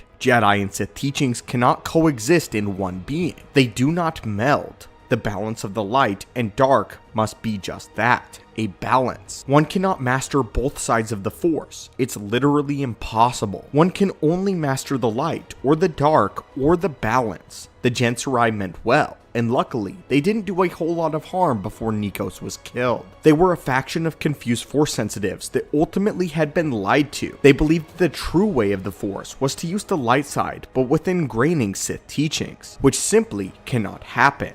In this way, we can classify them as Grey Jedi, though they also missed out on what a lot of the other Grey Jedi orders have found out. It was only until their order was reborn around the time of Nikos' death did they bring themselves back to the center, though we aren't told whether or not they ultimately ever found this true balance of the Force. So my friends, what is your takeaway from the Jedi? Many of you have theorized that this was the origin of the idea of the Grey Jedi. Unfortunately though, these Force users just didn't have all of the information despite calling themselves the followers of truth. However, there are other orders and individuals out there that proclaim that they are indeed Grey Jedi, and we would love to open a manuscript and explore that in the future. As always, my friends. Hey, what's up guys, and welcome back to the channel. While searching both in Legends and in Star Wars canon, one would be hard pressed to find anyone that eclipses the pure destructive capability of Abaloth. Her feats in the Force are legendary, as she has been able to achieve what other Force wielders would consider impossible. Many have heard the stories of how Abaloth is able to manipulate the minds of people on a mass scale, or overcome the Force influence of multiple extremely powerful beings including Luke Skywalker and Darth Krayt. But her most infamous feat in the Force would be the destruction of Coruscant, when Abaloth unleashed all of her rage and pain onto the unprepared city. All would fear her wrath and die. The total number of casualties from her rampage numbered in the billions, and both the Jedi and Sith were completely helpless to stop it. The decimation of Coruscant still stands as one, if not the wildest displays of Force power on record. It speaks to hidden levels of power previously thought to be unreachable by any being, and it has brought us to the conclusion that Abaloth is vastly more powerful than any of us had originally surmised. In this holocron, we're going to discuss exactly what Abaloth did to Coruscant, how she broke down the city, and used a Force power that had never been seen before. But before we open the holocron, I have an exciting announcement. I recently started up another channel revolving around one of my biggest interests, that is horror films, the exploration of various cryptids, demons, ghosts, and killers in all of fiction. So if you're interested in that at all, the channel linked in the description down below already has several videos uploaded. One concerning the origins of the Death Angels from A Quiet Place, another exploring the Demon King Pazuzu from the Exorcist series, Five Nights at Freddy's, and more. So if that sounds like something you might be interested in, be sure to check the description down below for the brand new channel, as I'm proud to announce the Horrendous Wave. But now my friends and acolytes, let's open the holocron. The destruction of Coruscant came following its liberation at the hands of Luke, who took the planet back from the Sith. In the Fate of the Jedi series, Abaloth was far from the only issue the Jedi were facing. While she was definitely the biggest and most concerning, the Jedi were dealing with multiple galaxy-spanning threats, one of the largest being the re-emergence of the Sith coming from the faction known as the Lost Tribe of the Sith, being led by the individual Grand Lord Vol. Along with them, Luke was facing political troubles coming from an Imperial named Natasi Dala, who managed to rise to the place of chief in the state of the New Republic and threaten the Jedi Order. Dala was on a power-hungry revenge plot to kill Luke and destroy the reputation of the Jedi, a plan in which she was nearly successful. Because of her actions, there was left an opening for the Lost Tribe of the Sith to sneak their way and completely dominate and overtake the Senate. Of course, unbeknownst to them for a time, Abaloth was actually among the Sith in disguise, pulling the strings of the entire operation. Point being, this whole thing was a mess, the galaxy itself, but Luke, Jaina Solo, and the rest of the Jedi rallied together to march on Coruscant and take it back once and for all. The battle for Coruscant would take place mostly in secret over the course of a few hidden skirmishes, but soon, the truth would come out when Abaloth was center stage, revealing herself finally. The story around these events is quite extensive, since the buildup happens over several novels in the Fate of the Jedi series, but for the sake of brevity, we will summarize by saying that Abaloth's treachery was soon revealed to the Lost Tribe of the Sith, specifically their leader, Grand Lord Vol, who after discovering her infiltration, attempted to destroy her. In the Sith's attempt to bring an end to Abaloth, all they managed to accomplish though was bring her pain, which she then dealt back to them and everyone 20-fold. Pain was not something one inflicted on the Queen of Stars without her own pound of flesh. Reading from the novel, this is what happened next. Her anguish used the Force as a weapon, as she had so often before, but this time she was barely aware that she was releasing nearly inconceivable amounts of Force energy, doing so upon a city that was completely unprepared for it. There were several dozen beings within immediate range, some sleeping quietly in their beds. Most were with their families. They imploded.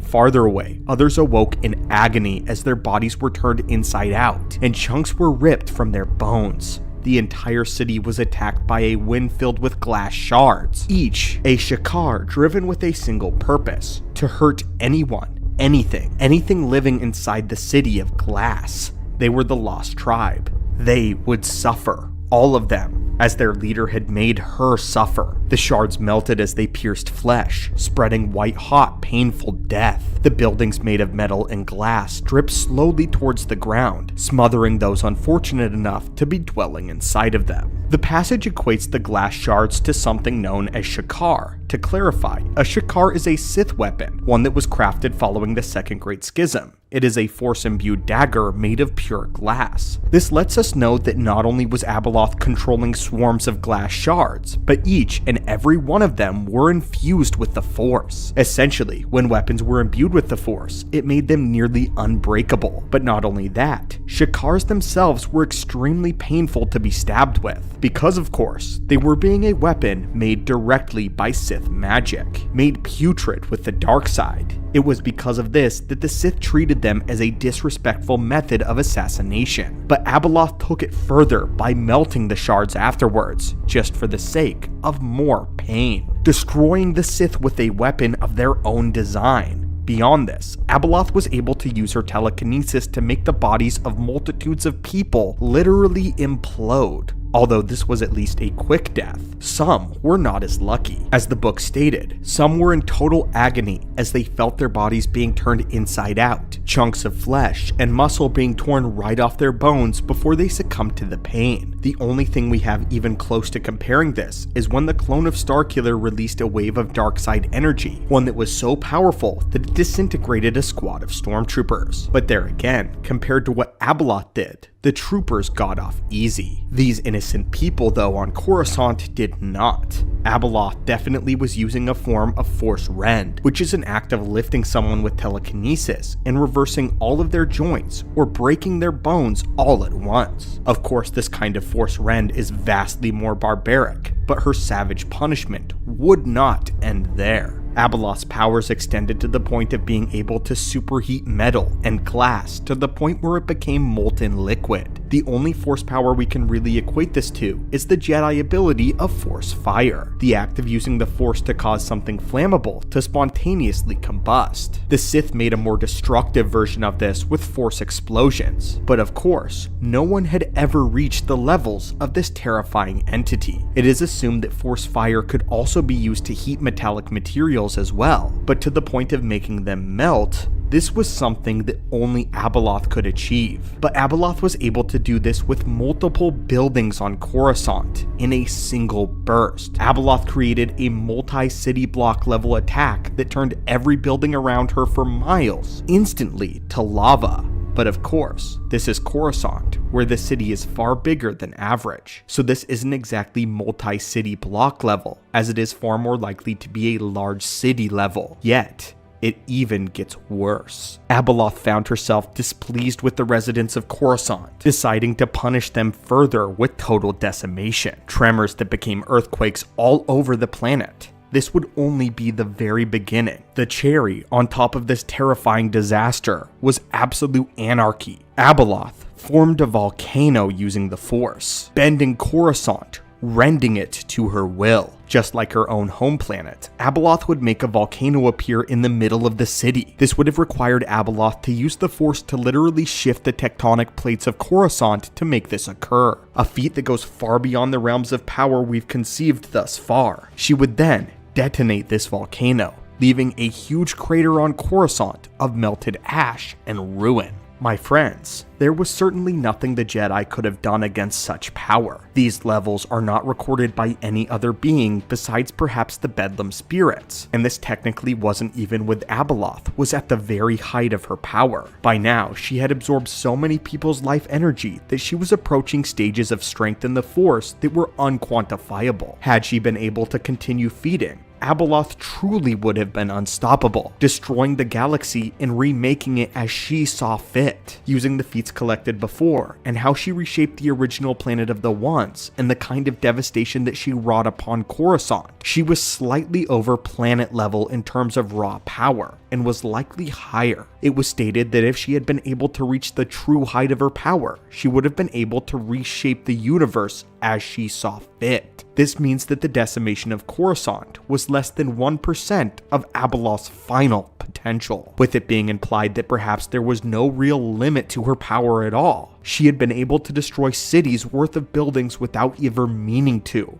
only by her anguish. It was this alone that released these waves of power. By our own estimation, she had accidentally used 7 extremely complex and devastating abilities. Force abilities all used at the same time: implosion, rend, wind, imbue, melting the shards individually, and then melting the buildings themselves, all on a mass scale. Again, this was without ever her intention behind it. With intention, she was able to shift the tectonic plates of Coruscant to cause earthquakes and summon a volcano. I think the point has been made that Abaloth is vastly more powerful than many assumed, and the threat of her arrival should be equated to Ragnarok for a galaxy far, far away. But of course, my friends. Greetings, my friends, and welcome back to the channel. The lightsaber is the staple weapon of the Jedi and Sith. The recognizable hilt hanging from one's belt is enough to tip off anyone in the galaxy that they were a Jedi. With the click of a button, the brightly colored blades of plasma would spring from the hilt and be ready for action. Sometimes, just the mere sight of a lightsaber was enough to quell a conflict. Every lightsaber was unique to the user, whether shorter or longer in the hilt to accommodate for bigger or smaller appendages, or if a few stylistic choices were added to make it more aesthetically pleasing. However, there were some lightsabers that were made in such a way that it completely alters their entire function and way of use. Some extremely obscure and rare lightsabers. But although these hilt styles are unique and impressive in their own right, we wanted to take a deep dive into some of the strangest lightsaber variants in all of Star Wars lore. As today, we will break down, in our opinion, some of the strangest lightsabers from both Star Wars Legends and canon. First though, according to our analytics, a lot of you that watch the channel haven't actually subscribed yet. So if you've been enjoying the daily openings of holocrons, be sure to reach out and force crush that subscribe button. Now, let us begin. We'll begin with a relatively famous lightsaber in Ezra Bridger's. Starting out with a saber that is familiar to most, we have yet to really take a deep dive into this design. Ezra's lightsaber was completely one of a kind, being constructed in such a way that it integrated a blaster into the very hilt of his lightsaber, giving it the ability to switch between blade mode and blaster mode very quickly. This is one of the most uniquely designed lightsabers that serves its function beautifully for the person and time in which it was built. It represents Ezra Bridger as a character very nicely, showcasing his ability to adapt to most any situation he is put in. The blaster integrated with the lightsaber shows that even though he is walking the Jedi path, he still cares about where he came from and will continue to live his life in service of his friends and against the Empire. Speaking of the Empire, the hilt was a great choice for hiding out during the rise of the Galactic Civil War. With Vader and the Inquisitor still hot on the trail of any Jedi or Force wielder, the blaster variation would allow Ezra to use it while keeping it low-key and not easily recognizable as a lightsaber until it was activated, similarly to how Kanan Jarrus keeps his lightsaber in 2 unique pieces on his belt. We definitely thought this deserved a mention on our list, as it is truly one of a kind and a very unique saber. Now though, let's delve into the obscure.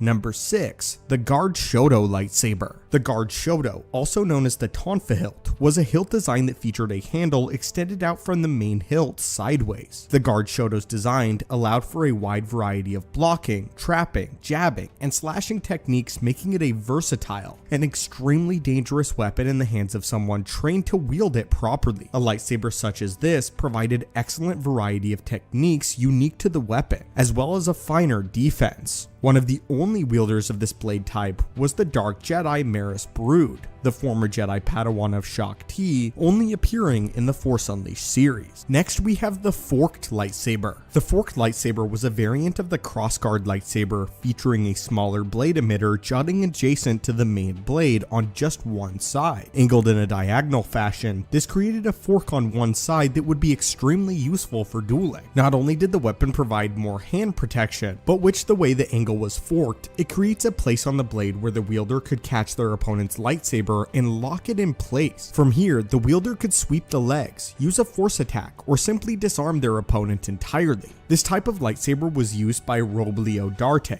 a Jedi Master who served in the Clone Wars and was a part of the Jedi Enclave on Kessel. He would eventually be killed alongside his comrades by Darth Vader in the comic issue Star Wars Purge. Still though, his lightsaber was exceptionally unique. Number 4, the lightsaber gauntlet. Now we are getting into the really strange sabers. This lightsaber design, rather than featuring a hilt you hold, it was a hilt you wore. A gauntlet that featured 2 emitters on the side of the wrists, or perhaps one at the top, gave the user a hidden blade style lightsaber. Only a few Jedi were speculated to have used this weapon, but even this hasn't been proven, as we would think that it would go against the Jedi Code. But what do you think of this? The gauntlet seems like something easily concealable and perhaps a little barbaric to use. Do you think that the Jedi forbid it, or perhaps look down upon it? Or could this be a creation of the Sith and a misreading of this holocron? Next, we have the Light Whip, a weapon we have mentioned before but should like to mention again on this list. The Light Whip was used by only a few people such as Githany and Lady Lumaya.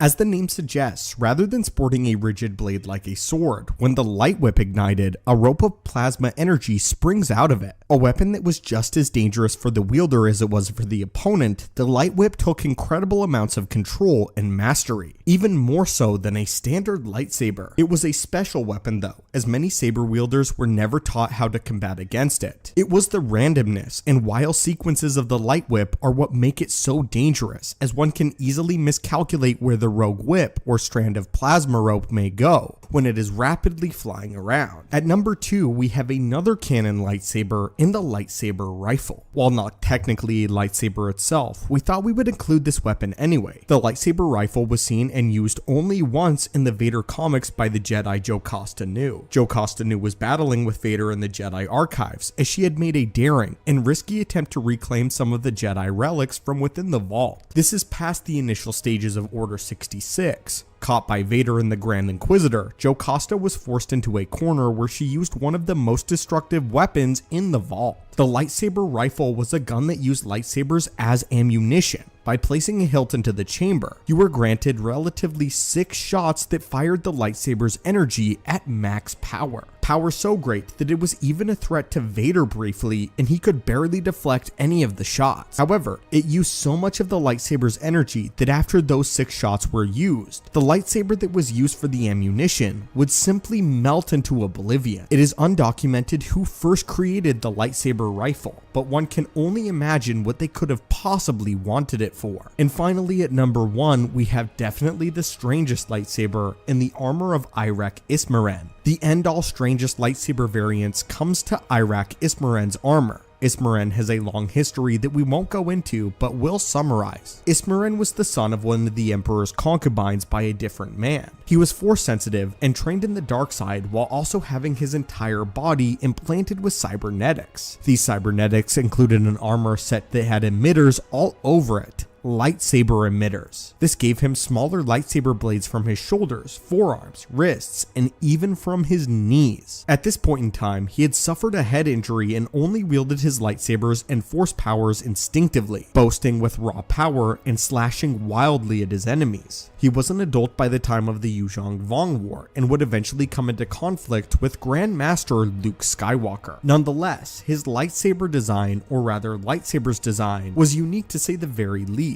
and very much overkill that compensated for his lack of brain power. So my friends, what do you think of the strange lightsaber designs that we've covered today in Star Wars? Would you like to see another video covering the other strange lightsaber designs? And which of the ones that we covered today is your favorite? As a bonus question, do you think that Star Wars should have more strange lightsaber designs in its universe? And if you could create one, what would it look like? As always, students of the Force, thank you for watching today's holocron, and may the Force be with you.